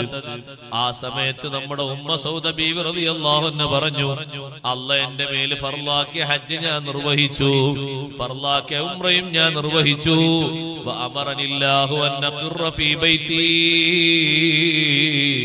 എന്റെ വീട്ടിൽ അടങ്ങി ഒതുങ്ങി താമസിച്ച് ഇബാദത്ത് ചെയ്യാനും ജീവിതത്തിന് വേണ്ട ചിട്ടകൾ പാലിക്കാനും അല്ലാഹ് എന്നോട് കൽപ്പിച്ചുപോയി. വഖർന ഫീ ബുയൂതികുന്നാ വലാ തബറജ്ന തബറുജൽ ജാഹിലിയ്യത്തിൽ ഊലാ, വീട്ടിൽ ഒതുങ്ങിക്കൂടാൻ അല്ലാഹ് എന്നോട് കൽപ്പിച്ചില്ലേ, ഞാനത് അംഗീകരിച്ചു, അനുസരിച്ച് വീട്ടിൽ കൂടുകയാണ്. ഫമാ ഖറജത്, മഹദി പിന്നെ വീട്ടിൽ നിന്ന് പുറത്തിറങ്ങിയിട്ടില്ല. അവിടുത്തെ ജനാസയല്ലാതെ ആ വീട്ടിൽ നിന്ന് പിന്നെ പുറപ്പെട്ടിട്ടേ ഇല്ല. ആ രൂപത്തിൽ ജീവിച്ച സൗദ ബീവി റളിയല്ലാഹു അൻഹ പറയുന്നു, അല്ലാഹുവിന്റെ റസൂലേ, എന്റെ ദിവസത്തെ രാത്രി ഞാൻ ആയിഷ ബീവിക്ക് വേണ്ടി ദാനം ചെയ്തു. അന്ന് പകലൊന്ന് തങ്ങൾ ഇവിടെ വന്ന് ഭക്ഷണം കഴിച്ച് റാഹത്തെടുത്ത് പോയാൽ മതി, രാത്രി ആയിഷ ബീവിന്റെ വീട്ടിലേക്ക് പോയിക്കോളൂ. അങ്ങനെയാകുമ്പോ ആയിഷ ബീവിക്ക് 2 ദിവസമാണ്. അത് ആയിഷ ബീവിന്റെ ഒരു മഹത്വം കൂടിയാണ്. മറ്റു ഭാര്യമാർക്കൊക്കെ ഓരോ ദിവസവും, സൗദാ ബീവിന്റെ ദിവസവും കൂടിയിട്ട് 2 ദിവസം കിട്ടിയപ്പോ ആയിഷ റളിയല്ലാഹു അൻഹ പറയുന്ന 2 ദിവസങ്ങളിലും അഷ്റഫുൽ ഖൽഖ് സല്ലല്ലാഹു അലൈഹി വസല്ലം ജന്നത്തുൽ ബഖീൽ പോയി അർദ്ധരാത്രിക്ക് ശേഷം സിയാറത്ത് ചെയ്യുന്നു, സലാം പറഞ്ഞ് സിയാറത്ത് ചെയ്യുന്നു, ദുആ ചെയ്യുന്നു. സംശയങ്ങളാണ് അല്ലേ? നേരത്തെ ദുആയിരുന്നിട്ട് ഫാത്തിഹ ഓതി ദുആയിരുന്നിട്ട് ഗൾഫിലേക്ക് ഉസ്താദൊക്കെ വന്ന് ഫാത്തിഹ ഓതി ഒന്ന് ദുആയിരുന്ന് സുന്നത്ത് നിസ്കരിക്കാൻ പറഞ്ഞ സുന്നത്തൊക്കെ നിസ്കരിച്ച് ആയത്തുൽ കുർസിയും ഓതേണ്ട സൂറത്തൊക്കെ ഓതി ദുആയിരുന്നോട്. എന്നിട്ട് വാപ്പാനോട് ഉമ്മാനോട് എല്ലാരോടും പറഞ്ഞ് മുസാഫഹത്ത് ചെയ്യാൻ പറ്റിയവർക്ക് മുസാഫഹത്ത് ചെയ്ത് സന്തോഷത്തോടെ ഇറങ്ങിക്കോളൂന്ന് പറഞ്ഞു. 1 കൊല്ലം കഴിഞ്ഞ് തിരിച്ചു വന്നപ്പോ പിന്നെ ഇവന്റെ മോഡൽ മാറി. ഇവൻ പറയുന്നു, അന്ന് ഓതിയ ഫാത്തിഹയ്ക്ക് ഞാൻ തൗബ ചെയ്തു പോയി, അന്നോദിയ ഫാത്തിഹക്കും അന്ന് ചൊല്ലിയ ബദർ ബൈത്തിലൊക്കെ ഞാൻ തൗബ ചെയ്തു പോയി. എത്ര പെട്ടെന്നാണ് അവന്റെ മനസ്സിൽ സംശയം കൂടിപ്പോയത്. അള്ളാഹു നമ്മളെ കാത്തുരക്ഷിക്കട്ടെ. നമ്മുടെ സമൂഹത്തിന് സർവ്വ യുവതീ യുവാക്കളെയും അള്ളാഹു കാത്തുരക്ഷിക്കട്ടെ. ഈമാനിന് പുഴുക്കുത്തു ബാധിച്ചു പോയാൽ എത്ര സദഖ ചെയ്താലും, എത്ര നിസ്കരിച്ചാലും, എത്ര നോമ്പ് നോറ്റാലും, എത്ര കാരുണ്യ പ്രവർത്തനം നടത്തിയാലും, എത്ര കുടുംബത്തിന് വേണ്ടപ്പെട്ട ആളായാലും, എത്ര മാതാപിതാക്കൾക്ക് ഖിദ്മത്ത് ചെയ്താലും, എത്ര ഉസ്താദുമാർക്ക് ഖിദ്മത്ത് ചെയ്താലും, അതൊക്കെ ഒരു പക്ഷേ ഇവിടെയുള്ള എന്തെങ്കിലും കാര്യലാഭത്തിന് വേണ്ടിയായി പരിണമിച്ചേക്കും, അല്ലെങ്കിൽ ചിത്രീകരിക്കപ്പെട്ടേക്കും. ആഖിറത്തിലെത്തുമ്പോ ഈമാനില്ലേ, സ്വർഗത്തിൽ കടക്കാൻ പറ്റൂല. അതുകൊണ്ട് നിഫാഖ് ബാധിക്കരുത്, ഈമാൻ കാത്തു സൂക്ഷിക്കണം. ഫിസ്ഖ് ബാധിക്കരുത്, ഈമാൻ അങ്ങ് പോയി പോകും. അല്ലാഹു നമ്മളെ കാത്തു രക്ഷിക്കട്ടെ. ഫാസിഖീങ്ങളെ പോയി കിടക്കുന്ന ലോകം നരകത്തിന്റെ ലോകമാണ്. ഈ ഉമ്മത്തിൽ നിന്ന് എത്ര ഫാസിഖീങ്ങളാ നരകത്തിലേക്ക് പോകുന്നത്. സ്വർഗം നമുക്ക് ആഗ്രഹിക്കാം, ദുആ ചെയ്യാം, അതൊക്കെ എളുപ്പമാണ്. അധ്വാനം വളരെ കൂടുതലാണ്. സ്വർഗത്തിന് വേണ്ടി നല്ലോണം അധ്വാനിക്കണം. സ്വർഗീയസ്ഥരുടെ അടയാളങ്ങളൊക്കെ ജീവിതത്തിൽ മേളിക്കണം. നിങ്ങൾ കണ്ടില്ലേ, അഷ്റഫുൽ ഖൽഖ് മുഹമ്മദുർ റസൂലുള്ളാഹി സ്വല്ലല്ലാഹു അലൈഹി വസല്ലം തങ്ങൾ എണ്ണി പറഞ്ഞില്ലേ, നരകക്കാരിൽ നമ്മൾ വിട്ടുപോകാൻ പാടില്ല. ഈ ഉമ്മത്തിൽ നിന്ന് 10 വിഭാഗം ആളുകളെ അല്ലാഹു നരകത്തിലേക്ക് വലിച്ചെറിയുന്നു. ഈ ഉമ്മത്തിൽ നിന്ന്, മുസ്ലിങ്ങളിൽ നിന്ന് 10 വിഭാഗം ആളുകളെ നരകത്തിലേക്ക് അല്ലാഹു തആല കൊണ്ടുപോകുന്നു. സഹോദരങ്ങളെ, അവര് മുഴുവനും നിർവഹിച്ചിരിക്കുന്ന കാര്യങ്ങൾ, ഈ ദുനിയാവിൽ അവർ ചെയ്തു കൂട്ടിയ അവരുടെ അശ്രദ്ധ കൊണ്ടും മറ്റും വന്നുപോയ കാര്യങ്ങൾ വല്ലാത്ത കാര്യമാണ്, ചെറിയ കാര്യമല്ല. ഇമാം മുസ്ലിം റഹ്മത്തുള്ളാഹി അലൈഹി റിപ്പോർട്ട് ചെയ്ത ഹദീസിൽ കാണാം, കിതാബുൽ ഈമാനിലാണ് ഈ ഹദീസ് കൊണ്ടുവന്നത് എന്നതുകൂടി ശ്രദ്ധേയമാണ്. അഷ്റഫുൽ ഖൽഖ് സല്ലല്ലാഹു അലൈഹി വസല്ലം പറഞ്ഞു, ആ വിഭാഗത്തിലൊന്നും പെടാൻ പാടില്ല. അങ്ങനെ എണ്ണി നോക്കിയാൽ നേരത്തെ പറഞ്ഞ ആ കണക്ക് കറക്റ്റ് ആയിരിക്കും. 1001 എന്ന കണക്ക് വളരെ കറക്റ്റ് ആയിരിക്കും. കാരണം സ്വർഗത്തിൽ പോകുന്ന ആളെന്ന് പറഞ്ഞാൽ അത്രയും ക്ലിയർ ആയ ആളാണ്. അല്ലലും അലട്ടലും ഇതാതെ ക്ലിയർ ആയ ആളാകണ്ടേ സ്വർഗത്തിൽ പോകുന്ന ആൾക്ക്. അതുകൊണ്ടല്ലേ സ്വഹാബത്ത് അത്രയും വലിയ പേടി പേടിച്ചു പോയത്. അവരെ കരച്ചിൽ മാറാത്തത് കൊണ്ട്, സങ്കടം തീരാത്തത് കൊണ്ട് നബി സല്ലല്ലാഹു അലൈഹി വസല്ലം പറഞ്ഞു, നിങ്ങൾ ബേജാറാകണ്ട, നരകം നിറക്കാൻ അല്ലാഹു തആല ഒരു ഉമ്മത്തിനെ സൃഷ്ടിച്ചിട്ടുണ്ട്. അവരെ കൊണ്ട് അല്ലാഹു തആല നരകത്തെ നിറക്കും. യജൂജ് മൗജൂജ് എന്ന് പറഞ്ഞ വലിയ ഒരു സമൂഹം. മനുഷ്യന്മാര് മൊത്തം നോക്കുമ്പോ, മനുഷ്യന്മാര് മൊത്തം നമ്മളെ ഈ സമൂഹം മൊത്തം കൂട്ടി നോക്കുമ്പോ, അവരിലേക്ക് ചേർത്തി നോക്കുമ്പോ അവരെ 10-1 മാത്രമേ നമ്മൾ ഉണ്ടാവൂ. അത്രയും വലിയ സമൂഹമാണ് യജൂജ് മൗജൂജ് എന്ന് പറയുന്ന സമൂഹം. ഖുർആൻ പറഞ്ഞില്ലേ, ഹത്താ ഇദാ ഫുതിഹത് യജൂജു വമഅജൂജു മിൻ കുല്ലി ഹദബിൻ യൻസിലൂൻ. എല്ലാ വഴികളിലൂടെയും ഭൂമിയുടെ എല്ലാ ഭാഗങ്ങളിലേക്കും 4 പ്രദേശങ്ങളല്ലാത്ത പ്രദേശങ്ങളിലേക്ക് മുഴുവനും യജൂജ് മൗജൂജ് ചുരുങ്ങിയ സമയങ്ങളൊക്കെ. അത്രമാത്രം വലിയ ശക്തിയാണ് അവർ. നിങ്ങൾ എന്ത് മതിൽ നിർമ്മിച്ചാലും ശരി, ഗേറ്റ് ഉണ്ടാക്കിയാലും ശരി, ആ ഗേറ്റൊക്കെ ഒന്ന് രണ്ടടി അടിച്ചിട്ട് പൊട്ടിച്ച് വലിച്ചെറിയും. അവർക്കൊന്നൊരു പ്രശ്നമല്ല. തുരങ്കങ്ങളോ തടസ്സങ്ങളോ ബിൽഡിങ്ങുകളോ മലകളോ ഒന്നും തടസ്സമില്ല. അത്ര വലിയൊരു സമൂഹത്തെ അല്ലാഹു സൃഷ്ടിച്ചിട്ടുണ്ട്. അവരെ കൊണ്ട് നരകത്തെ അല്ലാഹു നടക്കുന്നു പറഞ്ഞപ്പോൾ ആ സ്വഹാബത്തിന് ചെറിയൊരു ആശ്വാസമായത്. 1000-ൽ ഒരാളെ നരകത്തിലേക്കും ബാക്കിയുള്ളവരെ സ്വർഗത്തിലേക്കും ഡിവൈഡ് ചെയ്യാൻ വേണ്ടി അല്ലാഹു കൽപ്പിക്കുമ്പോ നിരക്കുന്നത് ആരാ? പ്രായമുള്ള ആൾക്കാരല്ല. അവർ പണ്ടേ പേടിച്ചു പോയി. ചെറിയ കുട്ടികളടക്കം പേടിച്ചു എന്ന് പറഞ്ഞാൽ എന്താ സഹോദരങ്ങളെ ഈ വിഭജനത്തിന്റെ വിഷയം? അല്ലാഹു തആല കൽപ്പിക്കുന്ന ഈ ഉത്തരവിന്റെ ഈ ഒരു കടുപ്പം എത്ര വലുതാണ്! അല്ലാഹു നമ്മളെ കാത്തുരക്ഷിക്കട്ടെ. നരകക്കാരിൽ അല്ലാഹു തആല നമ്മളെ പെടുത്താതിരിക്കട്ടെ. ശറത്തും മിൻ ഉമ്മത്തി, എന്റെ ഉമ്മത്തിൽപ്പെട്ട 10 വിഭാഗം ആളുകൾ യസ്ഖത്തുല്ലാഹു അലൈഹിം യൗമൽ ഖിയാമ, ഖിയാമത്ത് നാളിൽ അല്ലാഹു അവരോട് കോപിക്കും. വയുമറു ബിഹിം ഇലന്നാർ,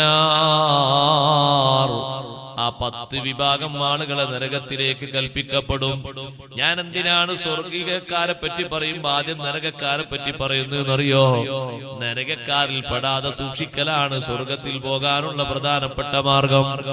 സ്വർഗത്തിൽ കടക്കാനുള്ള പ്രധാനപ്പെട്ട മാർഗം എന്റെ ലിസ്റ്റ്, എന്റെ പേര്, എന്റെ സ്വഭാവം, എന്റെ കർമ്മങ്ങൾ, എന്റെ ചിന്ത, എന്റെ വിശ്വാസം, എന്റെ രഹസ്യവും എന്റെ പരസ്യവും ഒന്നും നരകത്തിൽ പോകുന്ന ആളുകളെ കൂട്ടത്തിലായി പോകരുത് എന്ന് ചിന്തിക്കാനും ഓർമ്മിക്കാനുമാണ് ഈ 10 വിഭാഗം ആളുകളെയും യുമറു ബിഹിം ഇലന്നാർ, നരകത്തിലേക്ക് കൽപ്പിക്കപ്പെട്ടു പോയി. സ്വഹാബത്ത് ചോദിച്ചു, യാ റസൂലല്ലാഹ് മൻ ഹഉലാ, ആ 10 വിഭാഗം ആളുകൾ ആരാണ് നബിയേ? പുരുഷന്മാരിലുമുണ്ട് സ്ത്രീകളിലുമുണ്ട്. ഒന്നാമനെ കേട്ടോളൂ, അശ്ശൈഖുസ്സാനി, വയസ്സായിട്ടും ആൾക്കൊരു കുഴപ്പമില്ല, തെറ്റ് ചെയ്യുന്നതിന് തകരാറുമില്ല, പ്രായം ചെന്ന വ്യഭിചാരിയാണ്. അല്ലാഹു ഹലാലാക്കി കൊടുത്ത ഇണയുണ്ടായിട്ടും, അല്ലാഹു തആല ഹലാക്കി കൊടുത്ത ഇണയുണ്ടായിട്ടും, അതേ പ്രായം അങ്ങേയറ്റത്തെത്തിയിട്ടും സിന ചെയ്യുന്നതിനൊരു തകരാറുമില്ല. നിങ്ങൾ ചിന്തിക്കുന്നുണ്ടോ ഈ സിന എന്ന് പറയുന്നത് സഹോദരങ്ങളെ ഹദ്ദടിക്കപ്പെടുന്ന ഒരു സിന മാത്രമാണ് എന്നല്ല. മുമ്പ് കാലത്തും നമ്മുടെ നാട്ടിലെ വയസ്സന്മാര് കണ്ണുകൊണ്ട് വ്യഭിചരിക്കാറില്ല, കാതുകൊണ്ട് വ്യഭിചരിക്കാറില്ല, കൈകൊണ്ട് വ്യഭിചരിക്കാറില്ല. പക്ഷേ ഇപ്പോൾ സജീവമായി ഇപ്പൊ കണ്ണുകൊണ്ടൊരു വ്യഭിചാരം വന്നുപോയി. ഒരു ബട്ടണമർത്തുമ്പോ കാതുകൊണ്ട് വ്യഭിചാരം വന്നുപോയി. അത് കേൾക്കുമ്പോ അനാവശ്യ ദൃശ്യങ്ങൾ കാണുമ്പോഴും കേൾക്കുമ്പോഴും അതെന്തിന്റെ വ്യഭിചാരമാണ്? കണ്ണിന്റെയും കാതിന്റെയും വ്യഭിചാരമല്ലേ? അത് മറ്റുള്ളവരിലേക്ക് പകർത്തി കൊടുക്കുമ്പോ നാവിന്റെ വ്യഭിചാരവുമാണ്. 70, 80, 60, 70 ഒക്കെ കഴിഞ്ഞ ആളുകൾ ഇപ്പോഴും അവർക്ക് താല്പര്യം എന്താണെന്നറിയോ? നിങ്ങള് സിനിമ കാണാന്, സീരിയല് കാണാന്, അതുപോലെ നാടകം കാണാന്, അന്യ സ്ത്രീകളെ ചൊങ്കും ചൊറുക്കും നോക്കിയിട്ടൊന്ന് ആവേശം കൊള്ളാന്. സുബ്ഹാനല്ലാഹ്, കണ്ടാ തന്നെ ആരും ഇങ്ങനെ പെണ്ണെട്ടിച്ചു കൊടുക്കൂല. അതിന് മാത്രം പ്രായമുണ്ട്. പല്ലായ പല്ല് മുഴുവനും പോയിട്ടുണ്ട്, രോമമായ രോമങ്ങളൊക്കെ നരച്ചിട്ടുണ്ട്, ശരീരത്തിന് ആരോഗ്യം പറ്റ ക്ഷയിച്ചിട്ടുണ്ട്. എന്നാലും ഈ ശഹവത്തിനൊരു കുറവും ഇല്ല. അത്തരത്തിലുള്ള സ്ഥലങ്ങളിൽ നമ്മുടെ നാടുകളിലും മറുനാടുകളിലൊക്കെ അർദ്ധനഗ്നകളായ പെൺകുട്ടികൾ വന്നിട്ട് കളിക്കുന്ന ചില കളികളൊക്കെ ഉണ്ട് ചില നാട്ടിൽ. അവിടെ വരെ സജീവ സാന്നിധ്യമായിട്ട് പ്രായം ചെന്ന ആളുകൾ പോയി തപസ്സിരിക്കുകയാണ്. മുമ്പൊന്നും കാണാത്ത പതിവിപ്പ നമ്മൾ കാണുകയാണ്. 50ഉം 60ഉം കഴിഞ്ഞവര് പെരുന്നാളിന്റെ അന്ന് ഒരു ഷോ കാണാൻ പോയതാണ്. എന്താണ് ആ ഷോയിലുള്ളത്? ആ ഷോയിലുള്ളത് നിക്കർ ധരിച്ച കുറെ പെൺകുട്ടികൾ വന്നിട്ട് ബാക്കിയുള്ളവരൊക്കെ ശരീരത്തെ ആകർഷിപ്പിക്കുന്ന വിധം, ബാക്കിയുള്ളവർ ഭക്ഷണം മറന്നുപോയി, വെള്ളം ഒക്കെ മറന്നുപോയി. കാരണം ഊർലിങ്ങളല്ലേ കാണുന്നത്. ആസ്വദിപ്പിച്ചുകൊണ്ട് പാട്ട് പാടുന്നു, കളിക്കുന്നു, ഇക്കിളിപ്പെടുത്തുന്നു ഒക്കെ കണ്ടിട്ട് ഇങ്ങനെ ഇരിക്കാൻ അതിന് ടിക്കറ്റ് എടുത്തു പോയി. പ്രായം ചെന്ന ആളുകൾ വരെ വന്നുപോയി, ഇരുന്നുപോയി. എത്രമാത്രം വലിയ അപകടകരമാണ്. മുമ്പൊക്കെ പ്രായം ചെന്ന ആളുകൾ ഒരു 40 കഴിഞ്ഞിട്ട് പിന്നെ ഖുർആനും ദിക്റൊക്കെ ആയിട്ട് ജോലിയൊക്കെ മതിയാക്കി മക്കളും പേരമക്കളൊക്കെ നോക്കാനായി എന്ന് കാണുമ്പോൾ ഖുർആനും ദിക്റായിട്ടൊക്കെ തപസ്സിരിക്കുകയുണ്ടായി. ഇപ്പൊ അതും മുടങ്ങിപ്പോയി. ഖുർആനും ദിക്റായി തപസ്സിരിക്കുന്നതും മുടങ്ങിപ്പോയി.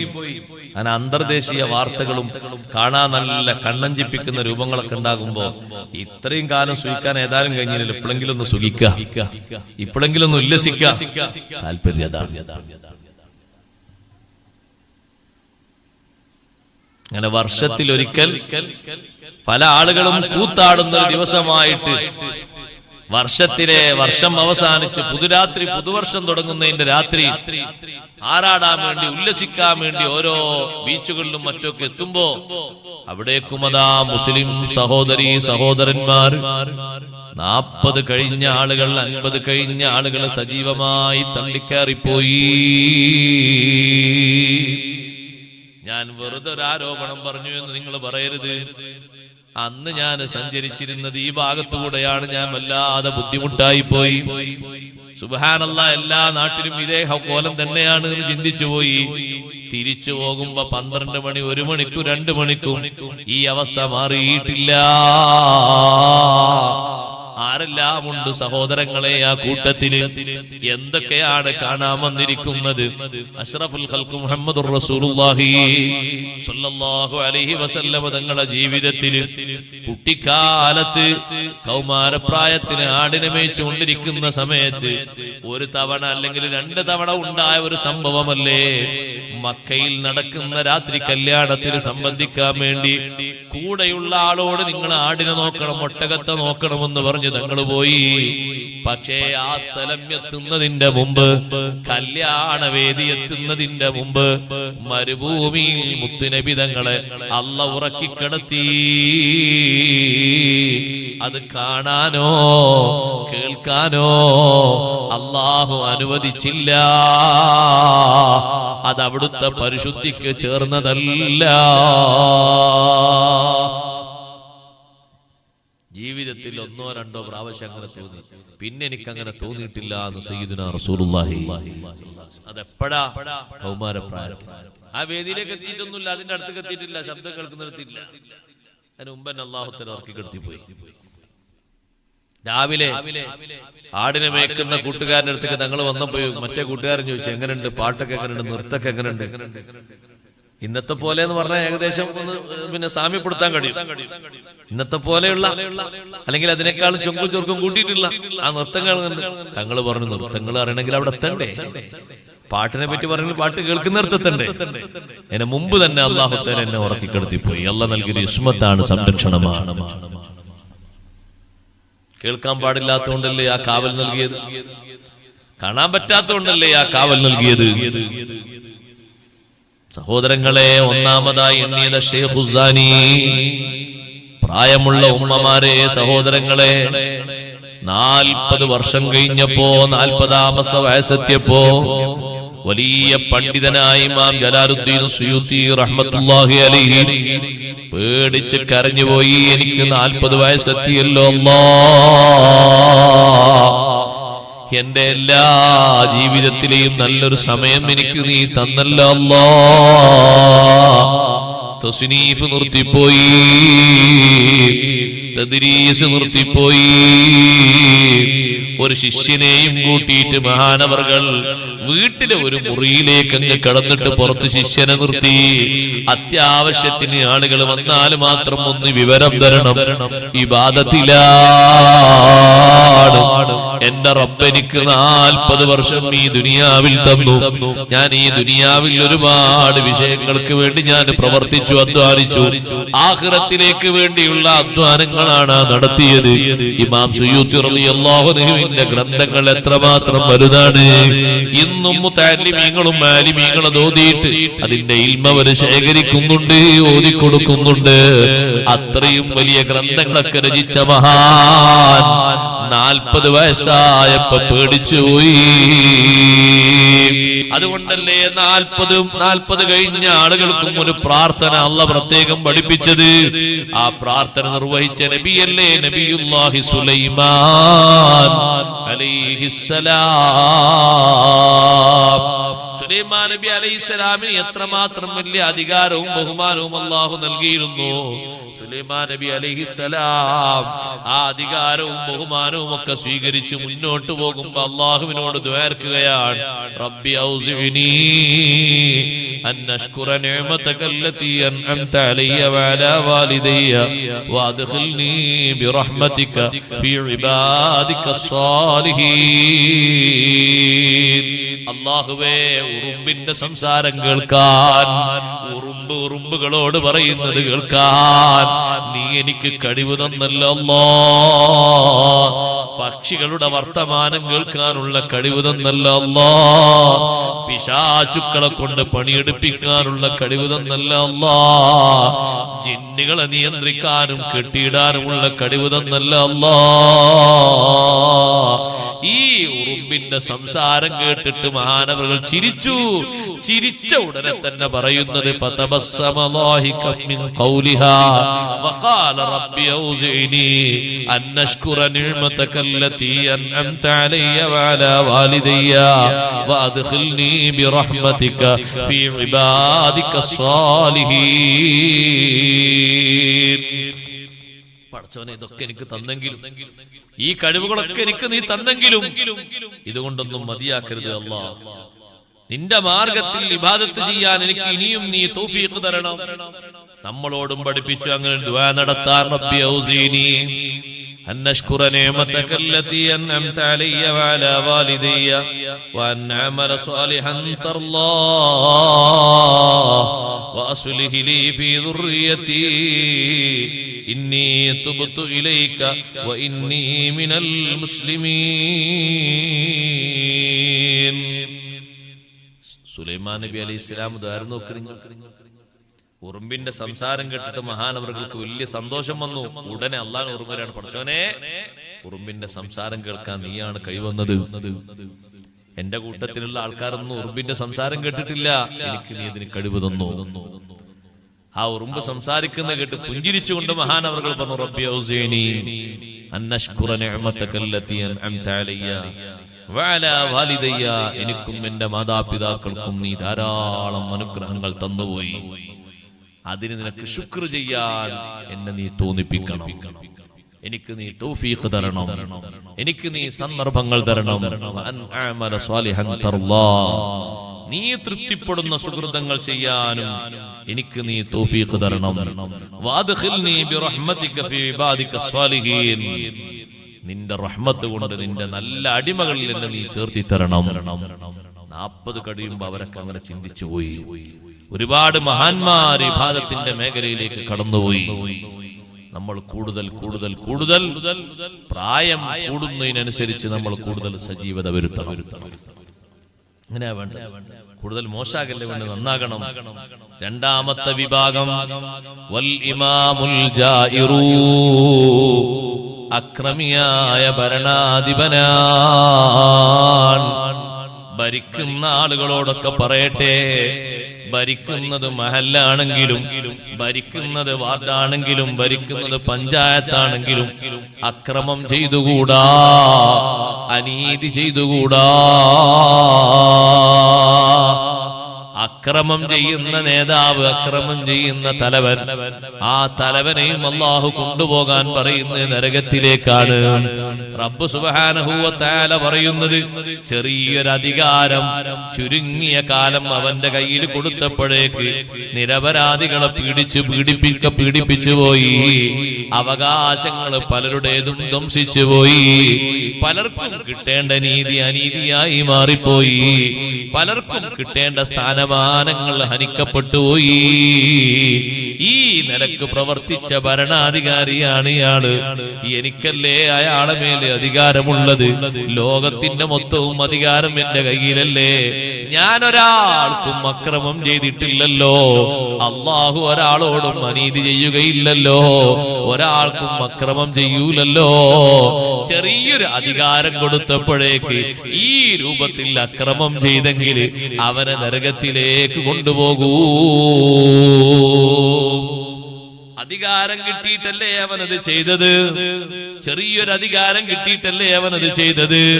പരമാധികാരമൊന്നും ഞാൻ അവന് കൊടുത്തിട്ടില്ലല്ലോ.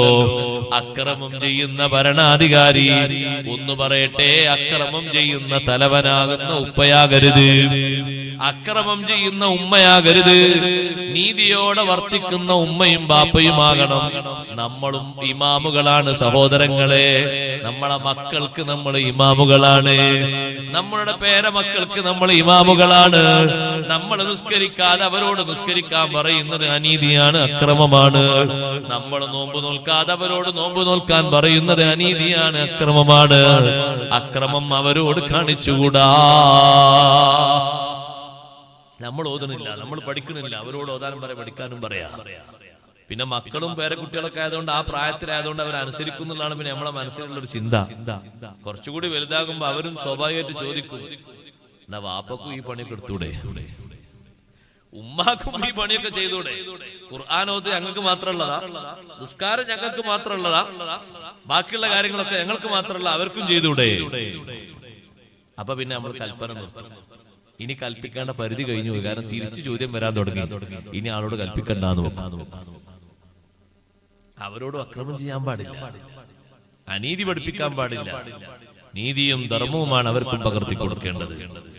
ചെറിയൊരു അധികാരം നിന്നപ്പോഴേക്ക് മനുഷ്യന്മാരെ മുഴുവനും ചുട്ടുകൊല്ലുന്ന സ്വഭാവം ഉണ്ടായാലെങ്ങനെ? നിങ്ങൾ നോക്ക്, നിങ്ങൾ ബഷാറുൽ അസദിനെ പോലത്തെ ഭരണാധികാരികൾ ചെയ്യുന്നതല്ലേ?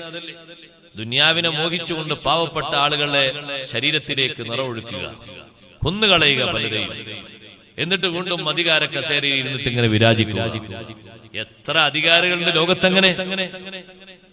ആ അധികാരികളെ മുഴുവനും റബ്ബ് സുബ്ഹാനഹു വ തആല മുസ്ലിമിന്റെ ഒരു പേര് വെച്ചു എന്നതുകൊണ്ട് മാത്രമൊന്നും സ്വർഗത്ത് പോകാൻ കഴിയൂല. നടത്തുന്നത് അക്രമമാണോ? ചെറിയൊരു അധികാരം കിട്ടിയതിന്റെ പേരിൽ നരകത്തിലേക്കാണ്.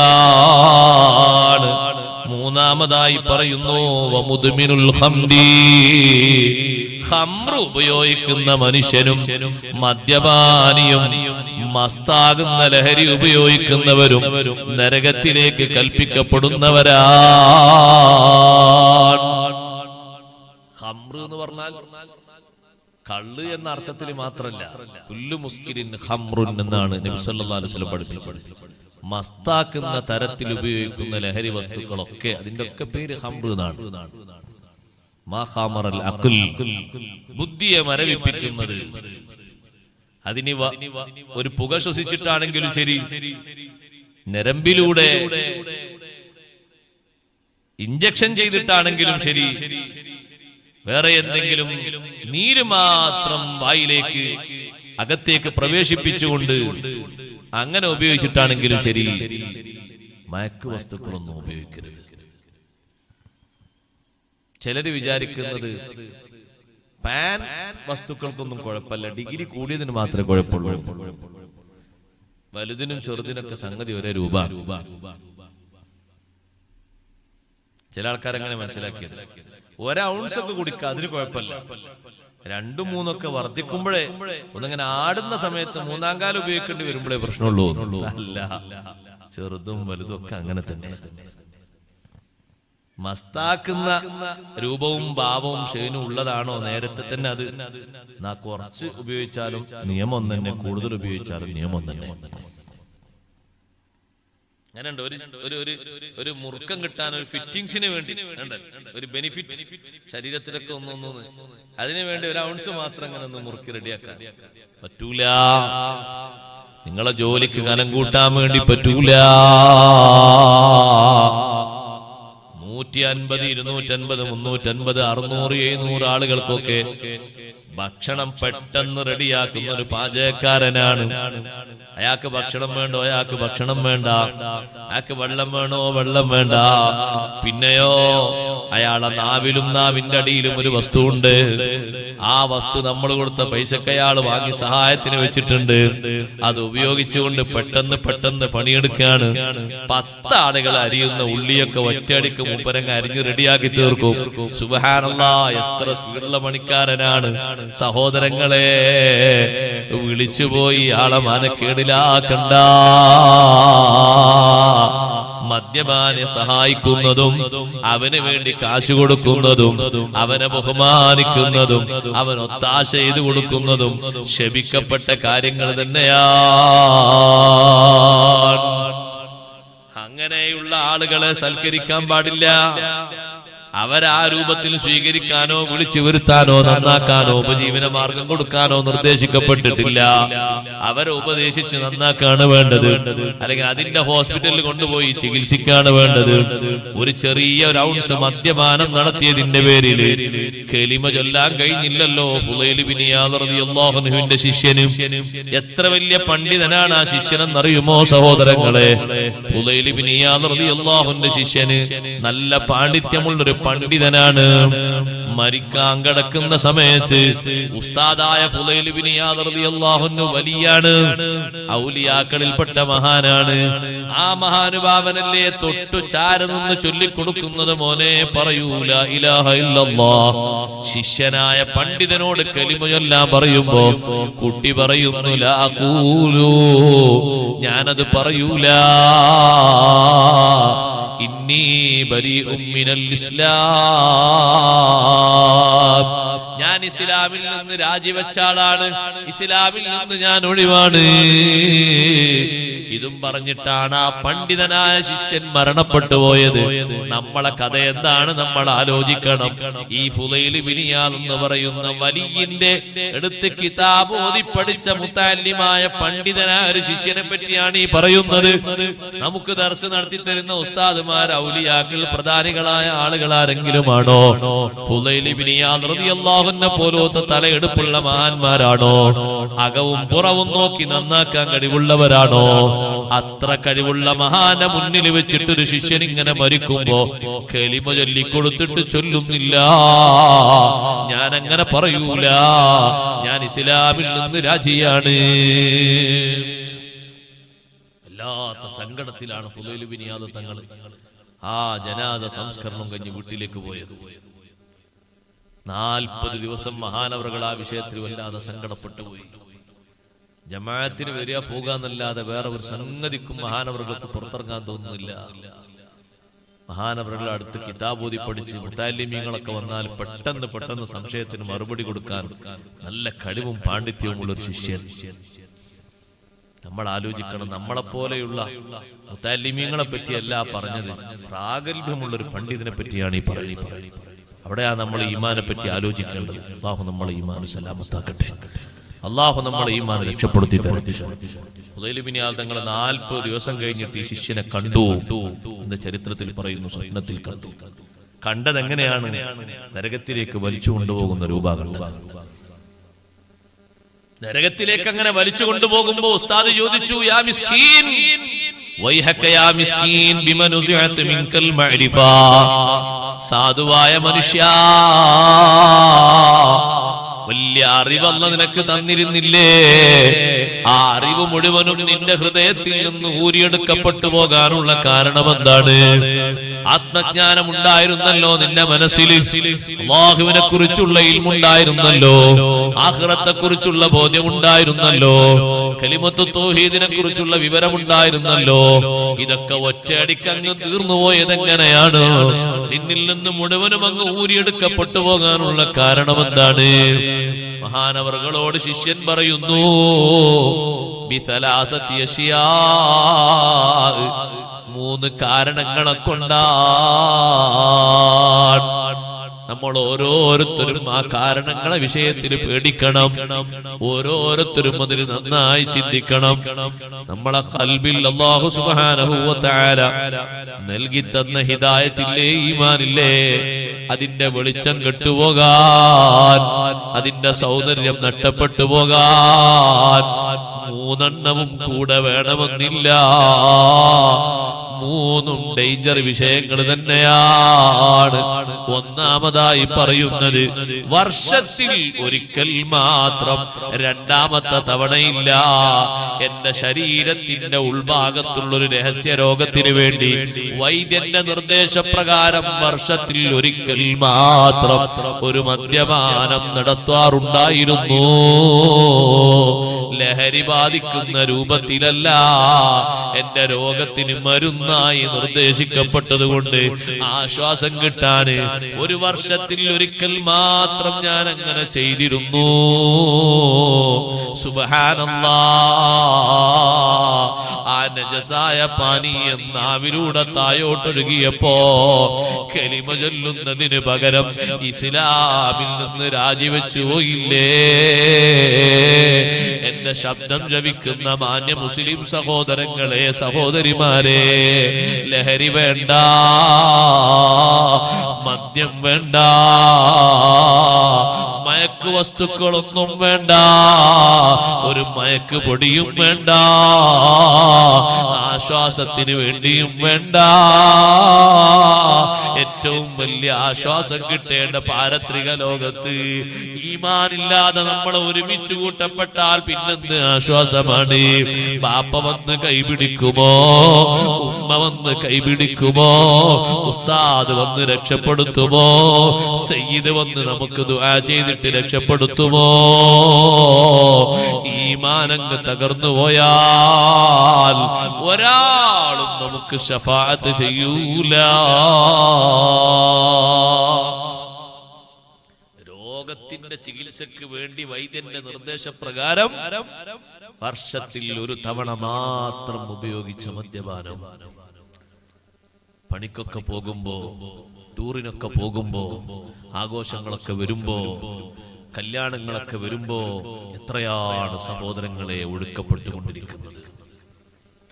ആണും പെണ്ണും, മുമ്പൊക്കെ ആണുങ്ങൾ മാത്രമേ, ആണും പെണ്ണും ഈ വിഷയത്തിൽ സജീവമായി പങ്കെടുത്തുപോയി. മുമ്പൊക്കെ പെണ്ണുങ്ങൾക്ക് ഈ വിഷയത്തിൽ കേസില്ലേ, അവരിതിലൊന്നും കുടുങ്ങാറില്ലായിരുന്നു, നല്ലവരായി ജീവിക്കുന്നവരായിരുന്നു. അവരും ഇതിന് മെമ്പർഷിപ്പ് എടുത്തോടുകൂടി ഇതിന്റെ വ്യാപനത്തിന്റെ തോത് ആലോചിച്ചുകൊണ്ട് പേടിയിലായി പോകാണ്. അല്ലാഹു നമ്മളെ കാത്തുരക്ഷിക്കട്ടെ. നമ്മുടെ സമൂഹത്തിലെ മൊത്തം യുവതി യുവാക്കൾ അല്ലാഹു കാത്തുരക്ഷിക്കട്ടെ. ഇതിന് പണം കണ്ടെത്താനുള്ള മാർഗങ്ങളും രൂപങ്ങളൊക്കെ കേൾക്കുമ്പോൾ വല്ലാത്ത പേടിയാണ്. സ്വന്തം ശരീരം വിറ്റിട്ട് പണം കണ്ടെത്തുക, മദ്യാസക്തിക്ക് വേണ്ടി, മയക്കുമരുന്നിന് വേണ്ടി ആണും പെണ്ണും ചെയ്യുന്ന സ്വഭാവമാണ്. ശരീരം വിൽപ്പന നടത്തുക, എന്നിട്ട് സ്വീകരിക്കുക, എന്നിട്ട് ആ കിട്ടിയത് കൊണ്ട് വീണ്ടും ഈ ഒരു ലഹരിക്ക് അടിമപ്പെട്ടു പോവുക. എത്രയാ സഹോദരങ്ങളെ, വിശുദ്ധ റമദാനിൽ വരെ, ഉംറ നിർവഹിച്ച റമദാനിൽ നിന്ന് നാട്ടിലേക്ക് വരുമ്പോ വിമാനം താഴെ ഇറങ്ങുന്നവരെ എനിക്ക് പേടിയെന്ന് ഞാൻ ദ്വാരക്കെന്ന് ഇസ്തിഗ്ഫാർ ചൊല്ലിയിട്ട്. കാരണം തൊട്ടടുത്ത സീറ്റിൽ ഇരിക്കുന്ന ചെറുപ്പക്കാരൻ നല്ല മുസ്ലിം പേരുള്ള ആളാണ്. അയാളെ വാസനിച്ചിട്ടില്ല. അയാളിങ്ങനെ കണ്ണ് തെളിയുന്നതന്നെ വിമാനം ലാൻഡ് ചെയ്യുന്ന സമയത്താണ്. ഞാൻ അയാൾ അടുത്തേക്കൊന്ന് പരിചയപ്പെടാൻ വേണ്ടി പോകുന്നു എന്ന് കണ്ടപ്പോഴേക്കാൾ ഓടിക്കളഞ്ഞു. അയാൾ പിടുത്തം തന്നാ കുടുങ്ങുമെന്ന് പേടിച്ചിട്ട് അയാൾ പെട്ടെന്ന് ലഗേജ് എടുത്ത് പെട്ടെന്ന് കഴിച്ചിലേക്ക് ഒന്ന് പരിചയപ്പെട്ടിട്ട് ആളൊന്ന് ഉപദേശിക്കണമെന്ന് കരുതിയിട്ടൊന്ന് പോയതാണ്. അല്ല അടിച്ചു തയ്യാറാക്കാൻ പറ്റൂലല്ലോ. ഒന്ന് ചെറിയ കോണ്ടാക്ട് ഉണ്ടാക്കിയിട്ടൊന്നും ഇങ്ങനെ ഒന്ന് പറഞ്ഞുകൊണ്ട് ഇങ്ങനെ ഒന്ന് ലെവലാക്കാൻ പറ്റിയാലെന്ന് കരുതിയിട്ട് പോയതാണ്. അയാൾ എന്നെയാണോ പേടിക്കേണ്ടി? പടച്ച റബ്ബിനല്ലേ അയാൾ പേടിക്കേണ്ടി? എവിടെയാണ് ഇപ്പൊ അയാൾ യാത്ര ചെയ്ത് വന്നത്? ഭൂമിയിലും ആകാശത്തിലും അല്ലാത്ത രൂപത്തിലല്ലേ അല്ലാഹു തആല യാത്ര കൊടുത്തത്? ഒന്ന് ചിന്തിക്കണ്ടേ മനുഷ്യൻ? ഒന്ന് ആലോചിക്കണ്ടേ? അതും റമദാനിലല്ലേ സഹോദരങ്ങളെ? പല കുടിയന്മാരും കുടിയൊക്കെ നിർത്തി നന്നാകുന്നൊരു കാലല്ലേ റമദാൻ. അപ്പോഴും നന്നാകൂല എന്ന് പറഞ്ഞാൽ പിന്നെപ്പോഴാ ചാൻസ് ഉള്ളത്? നരകത്തിലേക്ക് കൽപ്പിക്കപ്പെടുന്നവരിൽ മദ്യപാനികളെയും ലഹരിക്കാരെയും ഒക്കെ എണ്ണിപ്പറയുമ്പോ നമ്മൾ ശരിക്കും ആലോചിക്കണം. നമ്മുടെ മക്കളിലോ പേരമക്കളിലോ അത്തരം ദുസ്വഭാവങ്ങൾ ദൃശ്യമായാലോ, മറ്റുള്ളവർ നമുക്ക് സൂചന തന്നാലോ, നല്ലോണം അധ്വാനിച്ചവരെ മനസ്സ് കീഴ്പ്പെടുത്തിയിട്ട് ഉപദേശിച്ച് കൂടെ കൊണ്ട് നടന്ന് ആ ദുർമാർഗത്തിൽ നിന്നവരെ മാറ്റിയേക്കണേ. ബാപ്പ ഇതിന് അനുകൂലമായിരുന്നു എന്ന് നാളെ ആഖിറത്തില് നമ്മളെ മക്കള് നമ്മളെ പറ്റി പറഞ്ഞാൽ പാലം കടക്കാൻ പറ്റുമോ? എന്റെ ഉമ്മാക്കറിയുമായിരുന്നു ഞാൻ ഉപയോഗിക്കുന്ന ലഹരിയെ പറ്റി. ഉമ്മ എനിക്ക് കൂടെ കൂടെ 100 രൂപ തന്നിരുന്നു എന്ന് പറഞ്ഞാല് ഉമ്മ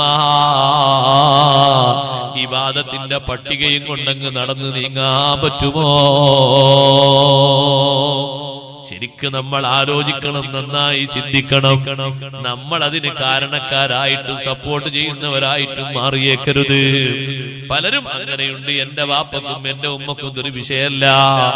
എന്താ കാരണം? ഒരു പക്ഷേ അവരും ചിന്തിക്കുന്നത് നമ്മളും സ്വകാര്യമായിട്ട് ഇത് ഉപയോഗിക്കുമ്പോ നമ്മളെ മക്കളെ മാത്രം എന്തിനാണ് വിലക്കുന്നത്? അതൊക്കെ ദുനിയാവിലൊരു ആസ്വാദനമല്ലേ? അതൊക്കെ ഈ പ്രായത്തിൽ അങ്ങനെയൊക്കെ ഉണ്ടാകാറില്ലേ? അങ്ങനെ അതിന് സപ്പോർട്ടും സംവിധാനവും സമ്മതവും കൊടുക്കുമ്പോ നമ്മൾ അവർക്ക് ഹലാലാക്കി കൊടുത്തു എന്നൊരു പരിവേഷം വന്നാൽ, നമ്മളെ ചിന്തയിലും അത് ഹലാലായിരുന്നു എന്ന് വന്നാൽ, അല്ലാഹ് ഹറാമാക്കിയ ഏതെങ്കിലും ഒരു കാര്യം അതിന് ഹലാലിന്റെ ചിത്രീകരണം വന്നാൽ ആള് മുർത്തദ്ദായി പോയി. മുർത്തദ്ദായ ആള് സ്വർഗത്തിലെത്തൂല, നരകത്തിലാ.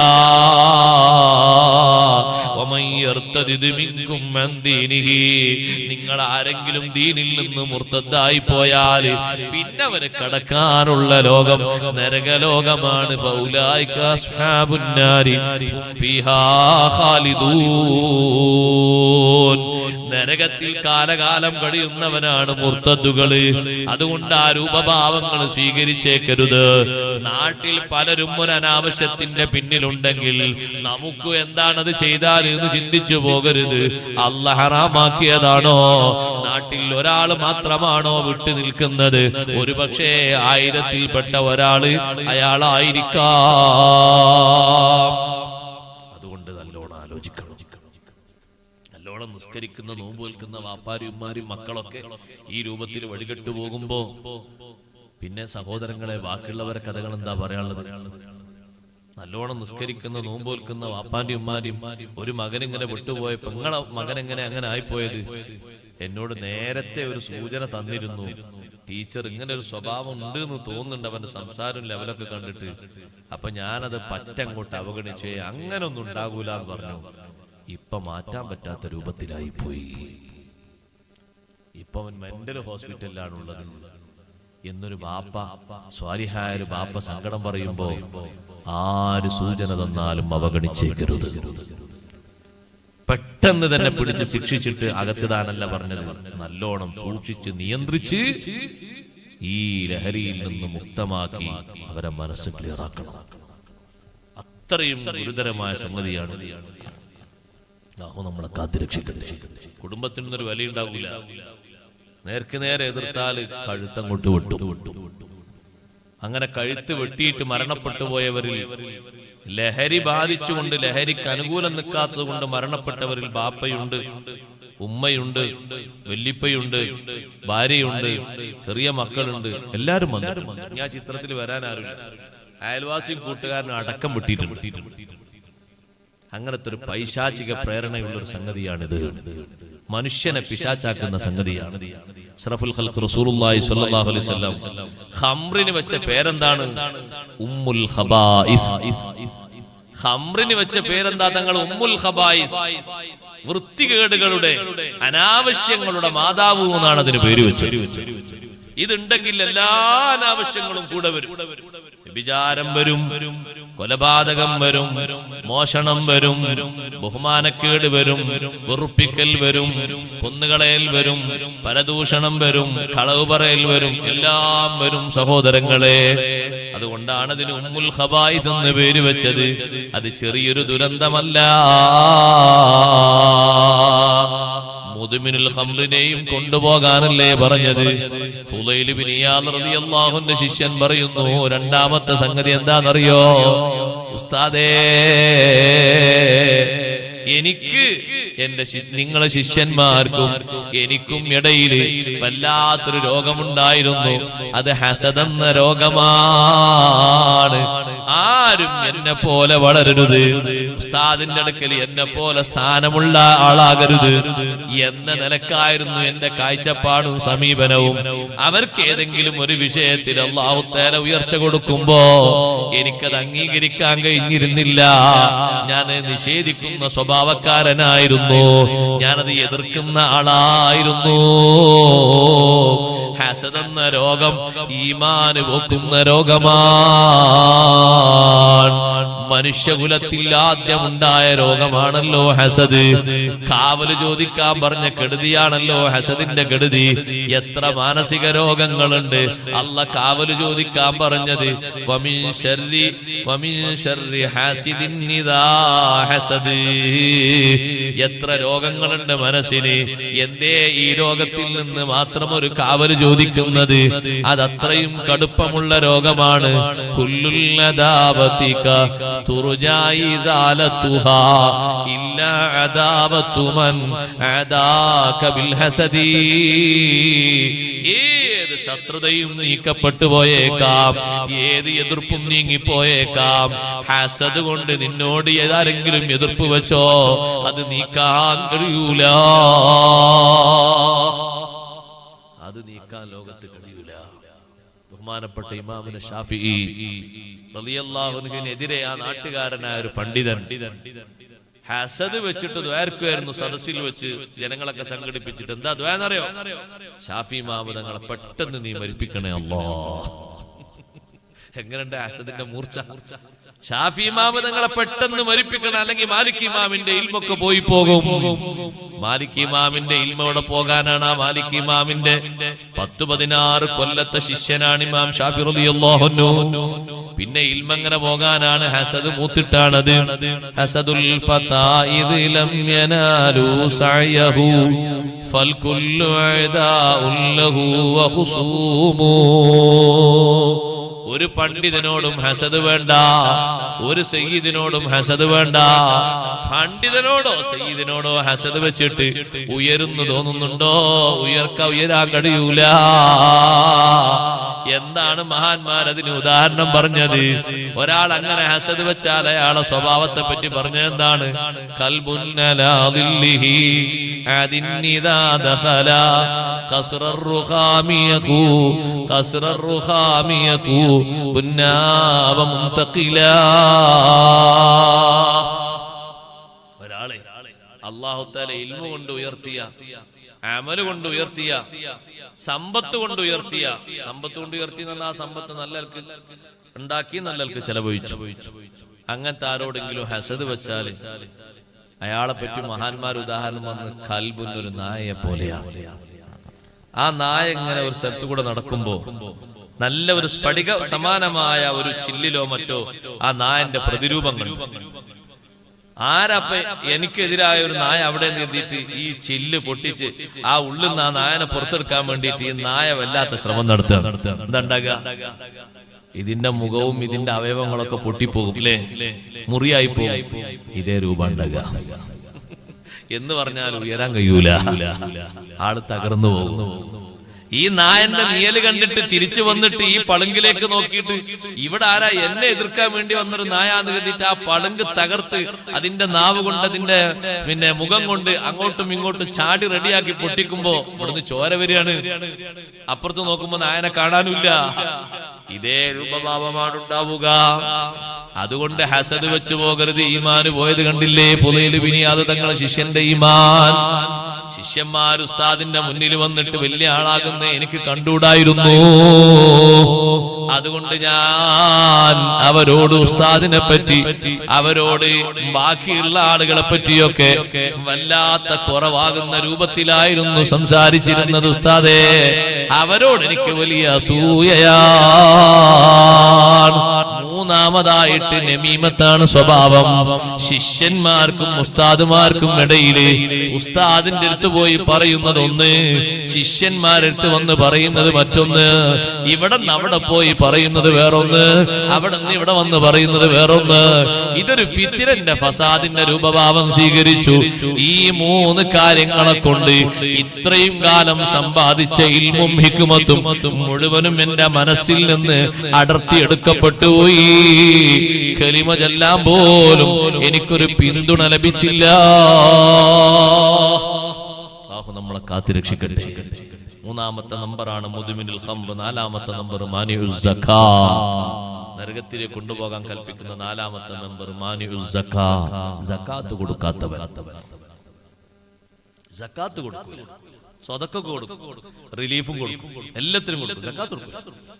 കാരണം സക്കാത്ത് കൊടുത്താൽ മൂപ്പരത്ത് ഇത്ര ഉണ്ടെന്ന് ആൾക്കാർ അറിഞ്ഞാലോ, അപ്പൊ ആരെയും കടം ചോദിക്കാൻ പോലെ, അതുകൊണ്ട് കൊടുക്കണ്ട. സക്കാത്ത് കൊടുക്കും. സമ്പത്തിന്റെ സക്കാത്ത് കൊടുക്കുന്ന ആളുകൾ മുമ്പത്തേക്കാളും ഏറെ ഇപ്പോ കൂടിക്കൂടി വരും. സംഗതി കുറെ നല്ല നല്ല മനുഷ്യന്മാരൊതുങ്ങിയ കുറെ സാധുക്കളൊക്കെ ഉള്ള മഹല്ലാണെങ്കിലും സക്കാത്ത് നിർബന്ധമായ ആൾക്കാർ ഇവിടെ ഉണ്ടാവും. ഇവിടെ ഉണ്ടാവില്ലേ? ഉണ്ടാകാതെ ചെറുപ്പക്കാർ അക്കൗണ്ടിൽ വരെ ഇപ്പൊ സക്കാത്തിന് നിർബന്ധം ഉണ്ടാവും. മുമ്പൊന്നും 20 വയസ്സ് 22 വയസ്സായ ചെറുപ്പക്കാർക്ക് അക്കൗണ്ട് ഉണ്ടായി. മുമ്പ് ഒരു 10 മുമ്പ് ഉണ്ടോ? എവിടെ അക്കൗണ്ട് എന്ന് പറഞ്ഞാൽ തന്നെ അറിയോ? അറിയില്ല. ഇപ്പൊ 1ാം ക്ലാസ്സിലെ കുട്ടിക്ക് വരെ അക്കൗണ്ട് അല്ലേ? അപ്പൊ ഇപ്പത്തെ കണക്കനുസരിച്ച് നോക്കുമ്പോ 22 വയസ്സുകാരന്റെ അക്കൗണ്ടിൽ കേടൊന്നുമില്ല. ഞാൻ പറയുന്നത് അവന്റെ അക്കൗണ്ടിൽ എത്ര ഉണ്ട്? അവന്റെ അക്കൗണ്ടിൽ 50,000 റുപ്യ ഉണ്ട്. നിന്നോട്ടെ, കുഴപ്പമൊന്നുമില്ല. ഒന്നുകൂടി ശേഖരിച്ചാൽ അയാൾക്ക് എന്തെങ്കിലുമൊക്കെ ഹൈറായ കാര്യങ്ങൾ ചെയ്യാലോ. തെറ്റുള്ള കാര്യം നല്ലത്. പക്ഷെ ഇത് വർഷം മുറി കൂടുമ്പോ സക്കാത്ത് കൊടുക്കണം. 1 ലക്ഷം 2 ലക്ഷം കൂടെ നിന്നോട്ടെ, സക്കാത്ത് കൊടുക്കണം. ഒരു വർഷമാകുമ്പോ ചുരുങ്ങിയ ശതമാനം 2.5% സക്കാത്ത്.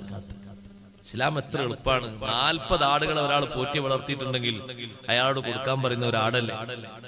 35 ആടാണ് ഒരാൾക്കുള്ള സക്കാത്തുണ്ടോ? ഇല്ലല്ല, 39 സക്കാത്തുണ്ടോ? 40 ആടുണ്ടായാൽ ഒരാട്. എത്ര എളുപ്പം. ഒരു 4 ആടിനെ പോലും പറഞ്ഞില്ലല്ലോ. ഒരാട്. രണ്ടാമത്തെ ഒരാട് സക്കാത്ത് നിർബന്ധമായി വരണമെങ്കിൽ 100 ആയാലും ഇല്ല, 110 ആയാലും ഇല്ല, 120 ആയാലും ഇല്ല, 121 ആയാൽ രണ്ടാമത്തെ ആട്. എത്ര എളുപ്പമാണ് അല്ലാഹു തആല കൊടുത്തത്.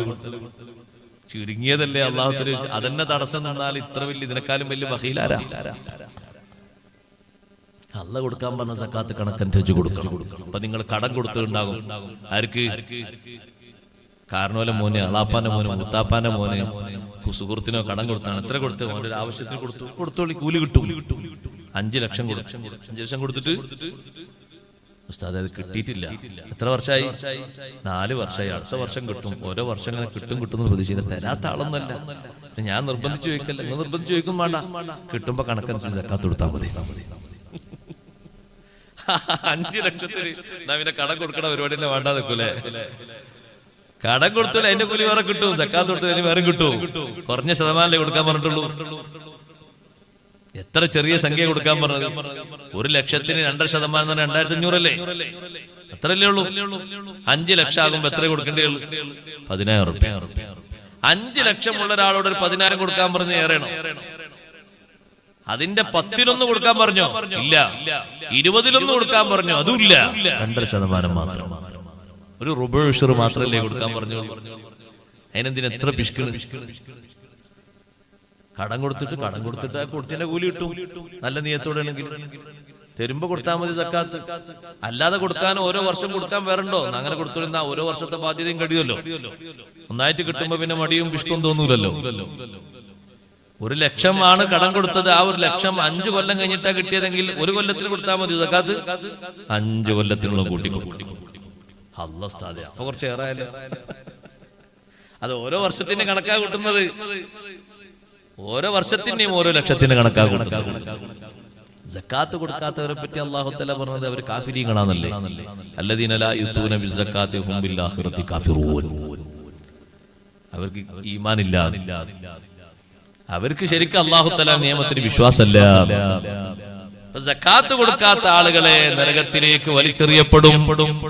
നമ്മൾ ആ ലിസ്റ്റിലുണ്ടാകരുത്. ചുരുങ്ങിയതാണ് അല്ലാഹു നമ്മളെ കയ്യിൽ തന്നത്. ഇഷ്ടം പോലെ സ്വത്തുണ്ടായിട്ട് സക്കാത്ത് കൊടുത്ത മഹാന്മാരുണ്ട്. സ്വഹാബിമാരൊക്കെ അങ്ങനെയാണ്. സക്കാത്തും കൊടുത്തിട്ടുണ്ട്, സ്വതക്കയും കൊടുത്തിട്ടുണ്ട്. കൊടുത്ത് സക്കാത്ത് വാങ്ങാൻ ആളില്ലാത്തൊരു കാലം വന്നിട്ടുണ്ട്. ഉമർ ബിൻ ഖത്താബ് റളിയല്ലാഹുവിന്റെ കാലഘട്ടത്തിൽ അത്രമാത്രം സക്കാത്ത് മുഅ്മിനീങ്ങൾ കൊടുത്തു എന്നാണ് അതിന്റെ അർത്ഥം. സഹോദരങ്ങളെ, കച്ചവടത്തിന്റെ സക്കാത്ത് നോക്ക്. നിങ്ങൾ വർഷത്തിൽ ഒരിക്കൽ മാത്രമല്ലേ അല്ലാഹു നിർബന്ധമാക്കിയത്? മാസം മാസം സക്കാത്ത് അല്ലാഹു നിർബന്ധമാക്കിയോ? ഇല്ലല്ലോ. ആഴ്ചയിൽ സക്കാത്ത് അല്ലാഹു നിർബന്ധമാക്കിയോ? ഇല്ലല്ലോ. ദിവസങ്ങളിൽ കിട്ടുന്ന വരുമാനത്തിൽ സക്കാത്ത് നിർബന്ധമാക്കിയോ? ഇല്ലല്ലോ. വർഷത്തിൽ ഒരിക്കൽ മാത്രമല്ലേ നിർബന്ധമാക്കിയത്? കച്ചവടം തുടങ്ങിയത് ശഅബാൻ 1-നാണ്. പിറ്റത്തെ കൊല്ലം റജബ് 30 പൂർത്തിയാകുമ്പോ പീടികയിലുള്ള വസ്തുക്കൾ, വിൽപ്പന വസ്തുക്കളൊക്കെ ഒന്ന് കൂട്ടി നോക്കിയിട്ട് ഈ പറയുന്ന അളവനുസരിച്ച് സക്കാത്ത് കൊടുക്കാനുള്ള തുകക്കുള്ള സ്വത്തുണ്ടെങ്കിൽ അതിന്റെ 2.5% കൊടുക്കേണ്ടതുള്ളൂ. കൊടുക്കേണ്ടത് പഞ്ചാരയും കാപ്പിയും കാപ്പിപ്പൊടിയും ചായപ്പൊടിയും അല്ല. കൊടുക്കേണ്ടത് വിലയാണ് കൊടുക്കേണ്ടത്. ജ്വല്ലറി നടത്തുന്ന ആള് കൊടുക്കേണ്ടത് സ്വർണമല്ല, കൊടുക്കേണ്ടത് വിലയാണ്. ആ ജ്വല്ലറിയിലുള്ളതൊക്കെ വിൽപ്പന വസ്തുക്കളാണ്. ആ വളയും അവിടെ കൊണ്ടുവന്ന് വെച്ച ആഭരണങ്ങളൊക്കെ വിൽക്കാനുള്ളതല്ലേ, അതിന്റെ കണക്ക് കൂട്ടിയിട്ട് റേറ്റ് കൂട്ടിയിട്ട് അപ്പൊ ആൾക്കാർ 2% കൊടുക്കാണ്ടായിക്കോട്ടെ. അതുകൊണ്ടല്ലേ ജ്വല്ലറി എടുത്താൻ കഴിയുമോ? അങ്ങനെ ഓരോ കച്ചവടക്കാരും കൊടുക്കുകയാണെങ്കിൽ നമ്മളെ സമൂഹത്തിൽ എത്ര രക്ഷപ്പെടുത്താൻ കഴിയും? ആ ഒരു മാർഗം തടയരുത്. 5ാമത്തെ മെമ്പർ എണ്ണുന്നു, അതിലും നമ്മൾ ഉണ്ടാകരുത്. വാക്കിലുദ്ദിബാ, പലിശ ഭക്ഷിക്കുന്നവനാ. ചില ആളുകൾക്കൊരു സ്വഭാവമുണ്ട്. ആരെയും ആശ്രയിക്കാതിരിക്കാൻ വേണ്ടി 4 സെന്റ് 5 സെന്റ് ഹൈവേയുടെ ഭാഗത്തോ മറ്റോ ഭാഗത്തോ ഒന്ന് വിൽപ്പന നടത്തും. അങ്ങനെ ഒരു 40 ലക്ഷം കിട്ടും. അതുകൊണ്ട് ഡെപ്പോസിറ്റ് ചെയ്യും. ഓരോ വർഷവും അതിൽ നിന്നുള്ള വിഹിതം ഇങ്ങോട്ട് വാങ്ങും. അതിന് സക്കാത്ത് കൊടുക്കാന്. ഏതാ വിഹിതം? പലിശ വിഹിതം വാങ്ങാണ് സക്കാത്ത് കൊടുക്കാന്. പിന്നെയോ നോമ്പ് തുറക്ക്, പിന്നെയോ കല്യാണത്തിന്, സൽക്കാരത്തിന്. നഊദു ബില്ലാഹ്.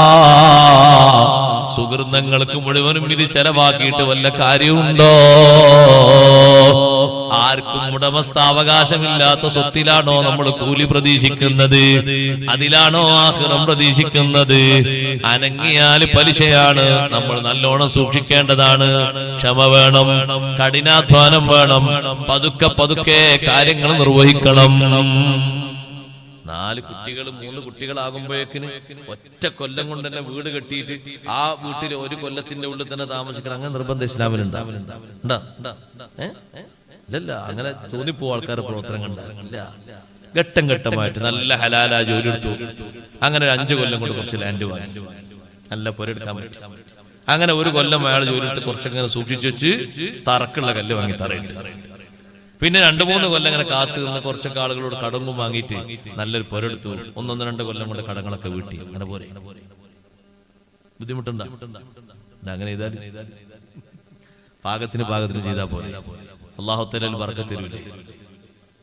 അക്രമമായിട്ട് അതിക്രമമായിട്ടൊന്നും സ്വീകരിക്കാതിരുന്നതിനൊക്കെ ബർക്കത്ത് തരും. അല്ലാഹു നമുക്ക് ബർക്കത്ത് തേടി തരട്ടെ. ഹദീസ് വായിക്കട്ടെ. വല്ലദീ യുതല്ലിഖു വയുംസികു, ത്വലാഖ് ചൊല്ലിയിട്ട് ഭാര്യനെയും കൊണ്ട് കൂടെ എങ്ങനെ ജീവിക്കുക.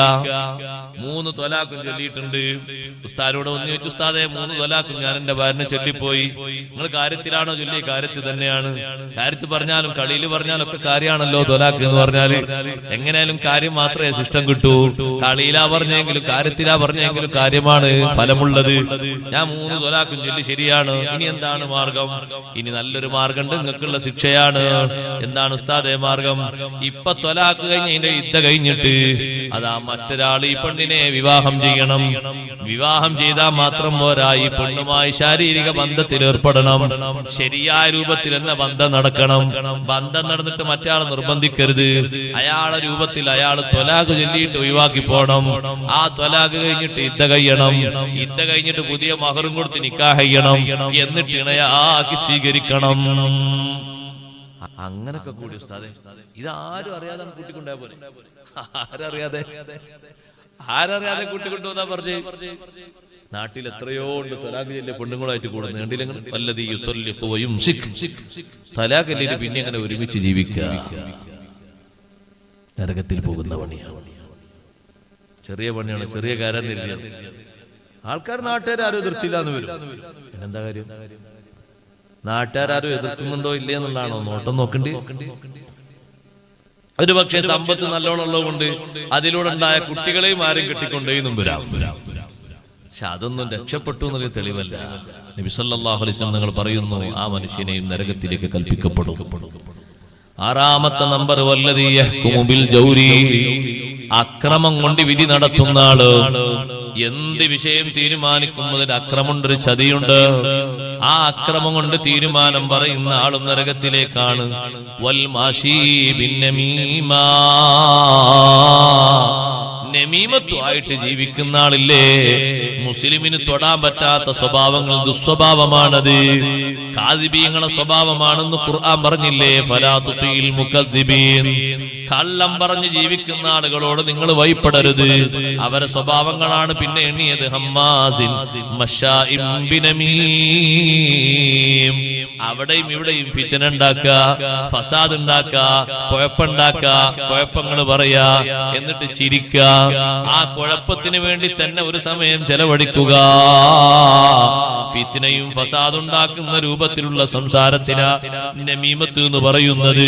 ഇമാം നബി റളിയല്ലാഹു അൻഹു പഠിപ്പിച്ചില്ലേ? അതേ അടുത്ത നമ്പർ ഷാഹിദുസ്സൂർ. 8ാമൻ ആരാന്നറിയോ? ഷാഹിദുസ്സൂറാണ്. അനാവശ്യ സാക്ഷിയില്ലേ, വ്യാജനായ സാക്ഷിയില്ലേ. എന്തിനൊക്കെയാണ് ആളുകൾ സാക്ഷി നിൽക്കുന്നത്? എന്തിനാ സാക്ഷി നിൽക്കുന്നത്? ഒരു മോശപ്പെട്ട ആളെ ശിക്ഷിക്കാൻ കൊണ്ടുപോയപ്പോ അയാൾ നല്ല ആളാണ് എന്നുള്ളതിന് സാക്ഷി നിൽക്കുക. എന്താ കാര്യം? അക്കൗണ്ടിലേക്ക് 10,000 വരും. സാക്ഷി വേറൊരാളാണ് കുറ്റകൃത്യം, ഇയാൾ അങ്ങനെ ചെയ്തിട്ടില്ല, അത് നിങ്ങൾക്ക് മാറിപ്പോയതാണ്. ഒരു 4 നമ്പർ അടിച്ചു കൊടുത്താൽ മതി, കാശ് വരും. എന്തെല്ലാമാണ് ആൾക്കാർ സാക്ഷി നിൽക്കുന്നത്? എന്തിനൊക്കെയാണ് സാക്ഷി നിൽക്കുന്നത്? അത് ഇയാളെ സ്ഥലമാണ്, അയാളെ സ്ഥലമല്ലാന്ന് നാട്ടുകാർ പറയുന്നു. ലോറി പറയുന്നോക്കണ്ട് ഇയാളെ സ്ഥലമാണ്, ഞങ്ങളൊക്കെയാണ് സാക്ഷി, എഴുതിക്കൊള്ളി, രേഖപ്പെടുത്തി. ആരെ സ്ഥലം എന്നില്ലേ? ഇയാളുടെ സ്ഥലമാണോ അത്? അല്ല. അയാളുടെ ഉപ്പയിൽ നിന്ന് അനന്തരം കിട്ടിയ സ്ഥലമാണോ? അതുമല്ല. അയാൾ കീഴ്പ്പെടുത്തിയ സ്ഥലമാണ്. എന്നിട്ട് അവകാശ സ്ഥലമായിട്ട് സാക്ഷി നിന്ന് കൊടുത്തു. സാക്ഷികൾ വേണമല്ലോ ഒപ്പിടാനായാലും. ഞാൻ ആ പരമ്പര ഉണ്ടെന്നില്ല, അങ്ങനെ ഒരുപാടുണ്ട്. തിന്മക്ക് വേണ്ടിയുള്ള സാക്ഷികൾ അധികരിച്ചു വരികയാണ്. അവർക്കൊക്കെ എന്താ പണി വെച്ചാൽ കാര്യമായിട്ടുള്ള പണിയൊന്നുമില്ല. ഇവിടെ അങ്ങനെ ചെറിയ പണിയാണ്. എന്താ പണിന്ന് വെച്ചാൽ ചെറിയ ചെറിയ പണികളാണ്. ഈ ചെറിയ ചെറിയ പണികൾ അവരോട് ഉദ്ദേശിക്കുന്നത് എന്താണ്?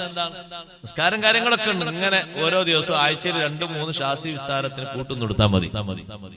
ഇഷ്ടം പോലെ കിട്ടിപ്പോകല്ലേ ദുനിയാവ്. കാശ് ഒരു വർക്കത്തില്ലാത്ത കാശ് അങ്ങനെ കിട്ടുക. അങ്ങനെ കള്ളം പറഞ്ഞിട്ട് കിട്ടുന്ന കാശല്ലേ, എന്ത് വർക്കത്തുണ്ടാകുക? ഒരാള് ത്വലാഖ് ചൊല്ലി 3 ചൊല്ലി, 1 ചൊല്ലിയിട്ടുള്ളൂ എന്ന് ഇയാള് പറയുന്നു. അതിന് സാക്ഷി കൊടുത്താൽ 1 ലക്ഷം കിട്ടും.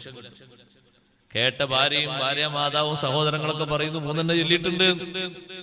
അങ്ങനെ സാക്ഷി വിസ്താരമായിട്ട് ഇയാളെ കൂടെ പോയി കോടതിയിൽ അയാൾക്ക് റിപ്പോർട്ട് വന്നു, 1 ചൊല്ലിയിട്ടുള്ളൂ. ഈ സാക്ഷികൾ മുഖേന സ്ഥിരപ്പെട്ടത് കൊണ്ട് ഇനി കൂടെ ജീവിക്കാം.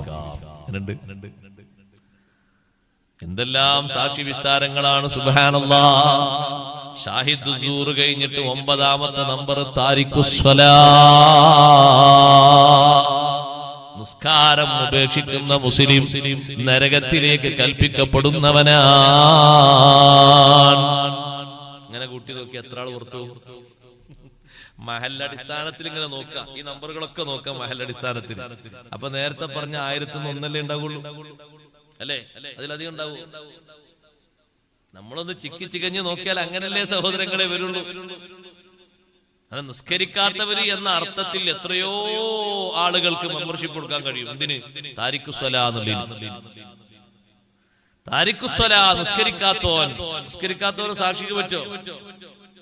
ഓനൊന്നിനും പറ്റൂല. ഭക്ഷണം കിട്ടാതെ ഇരുന്നാല്, ഭക്ഷണം കിട്ടാതെ ഒരു മുസ്ലിമായ മനുഷ്യൻ, മുത്തഖിയായ മനുഷ്യൻ വിഷമിച്ചാൽ നായനെ കണ്ടു. നായനെ അറുത്ത് തിന്നൽ ഹലാലായ ഘട്ടമാണ്. ജീവൻ സൂക്ഷിക്കാൻ വേണ്ടി നായൻ എങ്ങനെ അറുക്കാൻ റെഡിയായി നിൽക്കുമ്പോഴാണ് നിസ്കരിക്കാത്തോൻ വരുന്നത്.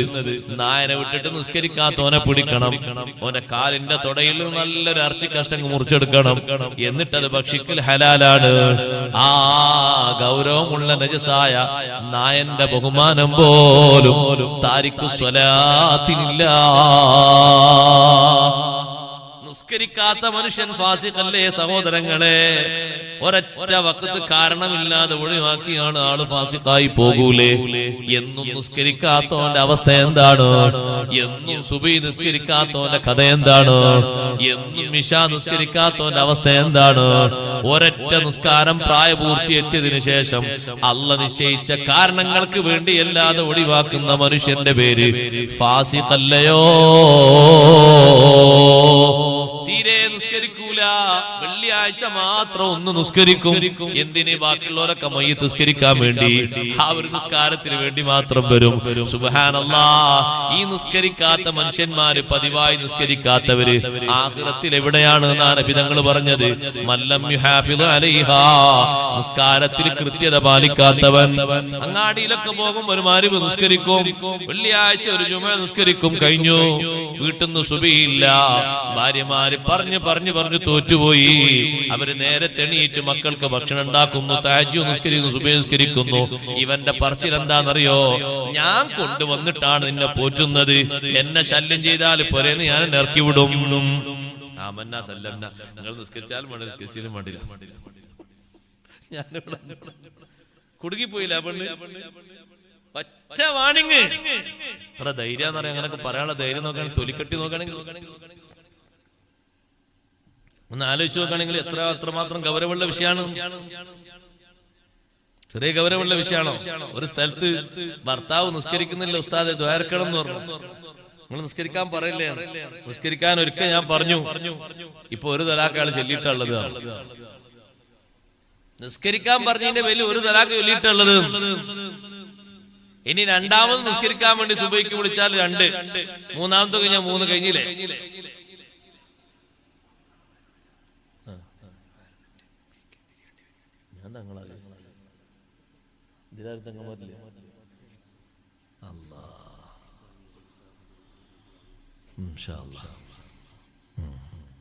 ദ്വാരക്കാൻ നേരായി. ഞാൻ ഈ ഹദീസ് ഒന്ന് പൂരിപ്പിക്കണം. താരിഖു സ്വലാത്ത്, നിസ്കാരം ഒഴിവാക്കുക. നമ്മളെ മക്കളിലോ കുടുംബങ്ങളിലോ ആരും താരിഖു സ്വലാത്ത്. നിസ്കരിക്കാത്ത മനുഷ്യന്മാർക്ക് പെണ്ണ് കൊടുക്കരുത് സഹോദരങ്ങൾ. ഈ ചെറുപ്പക്കാരന്റെ ഈ ക്ലിപ്പ് കേട്ടിട്ട് അതിന്റെ പിന്നാലെ അടിക്കുറിപ്പ് പലതും എഴുതിയാലും എനിക്കൊരു കുഴപ്പമില്ല. ഞാനൊന്നും വായിക്കില്ല. നിസ്കരിക്കാത്ത ആളുകളെ നന്നാക്കണം, അതിനാ പെണ്ണ് കൊടുക്കരുത് എന്ന് പറഞ്ഞു. നിസ്കരിച്ച് നന്നായി വരട്ടെ ആള്, എന്നിട്ട് നല്ല മുത്തഖിയായി ഇഖ്ലാസുള്ള ആളായിട്ട് തൗബ ചെയ്ത് വരട്ടെ, എന്നിട്ട് കൊടുക്കാം അല്ലേ? ഇത് ജോലി എന്ന് കാണുമ്പോ കൊടുത്തു പെണ്ണ്, അതാ അവര് നിസ്കരിക്കാത്ത. അങ്ങനെ കൊടുക്കരുത്. നല്ല ദീനും ഖുലുഖുള്ളവർക്ക് മാത്രം കൊടുക്കേണ്ടതാണ്. സ്വാലിഹത്തായ പെണ്ണുങ്ങൾ അവർക്കാണ് ചേർത്തി കൊടുക്കേണ്ടത്. അല്ലാതിരുന്നാൽ സ്വന്തം വീട്ടിൽ നിന്ന് ശീലിച്ച അതേ ശീലം വീട് കെട്ടിയിട്ട് വേറെ താമസിക്കുമ്പോഴും ആ പെണ്ണ് സുബഹിക്ക് എണീറ്റ് നിസ്കരിക്കുന്നു, ഭക്ഷണം ഉണ്ടാക്കുന്നു, മക്കളും നിസ്കരിച്ച് അവർ മദ്രസയിലേക്ക് പോകുന്നു. ഇവന് നിസ്കാരമില്ല. റബ്ബവന് കൊടുക്കുന്ന ദുനിയാവ് അവൻ വിചാരിച്ചു, അവനെ സമ്മതിച്ച് അംഗീകരിച്ചത് കൊണ്ട് കൊടുക്കാണ് അല്ലേ? അല്ല, അവനെ ഒരു പിടുത്തം പിടിക്കാൻ വേണ്ടി അല്ലാഹ് കൊടുക്കുന്ന പരീക്ഷണ വസ്തുവാണ്. അവനത് മനസ്സിലാക്കുന്നില്ല എന്ന് മാത്രം.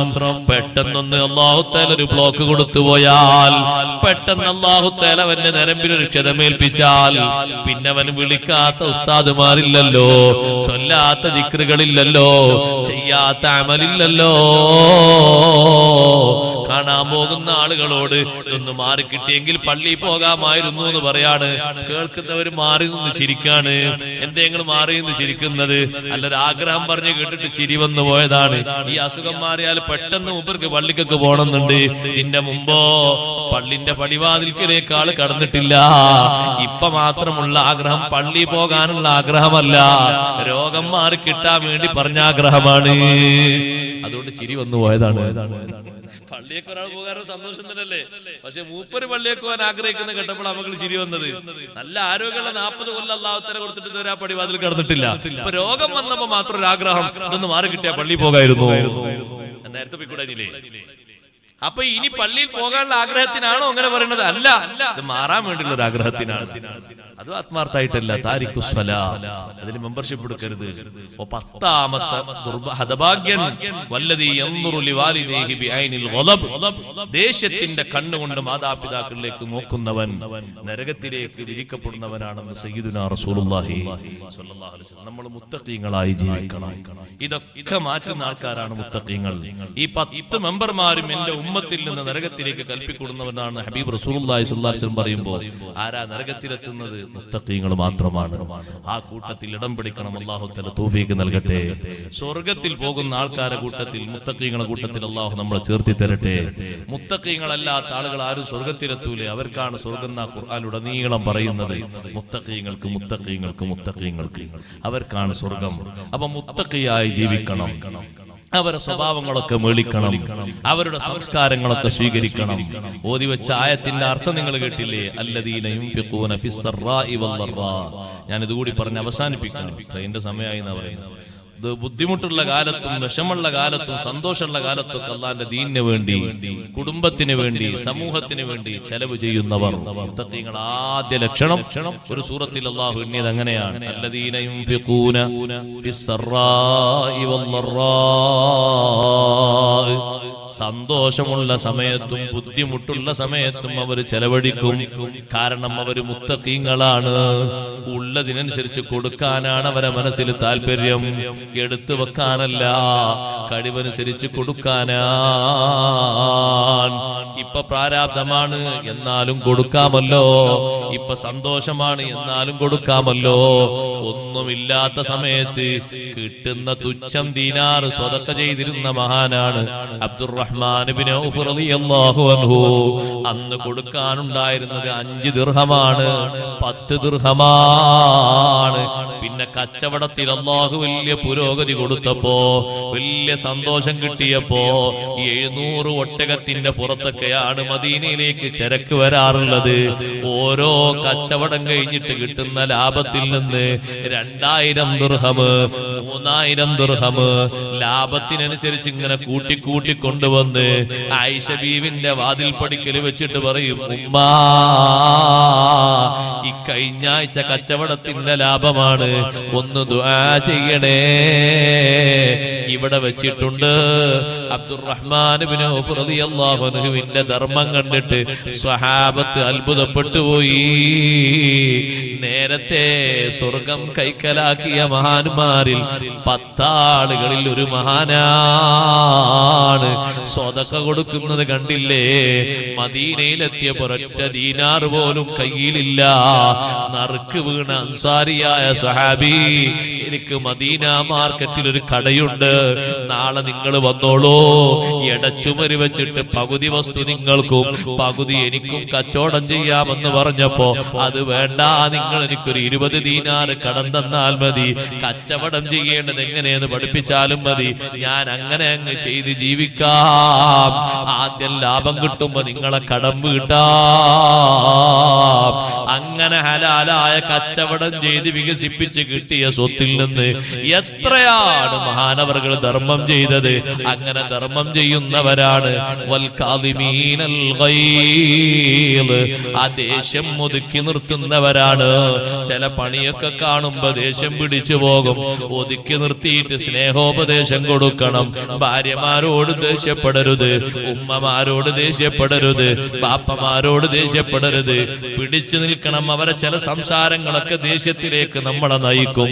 പിടിച്ചു നിൽക്കണേ, സബർ ചെയ്ത് നിൽക്കണം, കടിച്ചു പിടിക്കണം.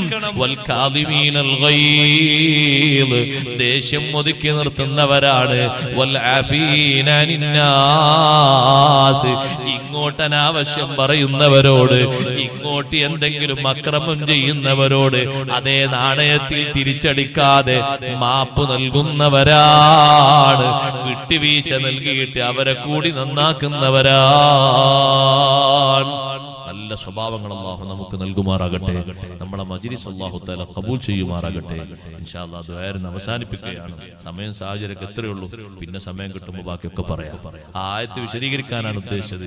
ഈ ഹദീസ് പറഞ്ഞപ്പോഴേക്ക് നേരമായി പോയി. സ്വർഗ്ഗക്കാരിൽ അല്ലാഹു നമ്മളെ ചേർത്തി തരട്ടെ. നരകത്തിൽ പോകുന്ന ഒരൊറ്റ ഹതഭാഗ്യര കൂട്ടത്തിലും നമ്മളെയോ നമ്മളെ മാതാപിതാക്കൾ, ഭാര്യ, സന്താനങ്ങൾ, ശിഷ്യന്മാർ, സുഹൃത്തുക്കൾ ആരെയും അല്ലാഹു ഉൾപ്പെടുത്താതിരിക്കട്ടെ.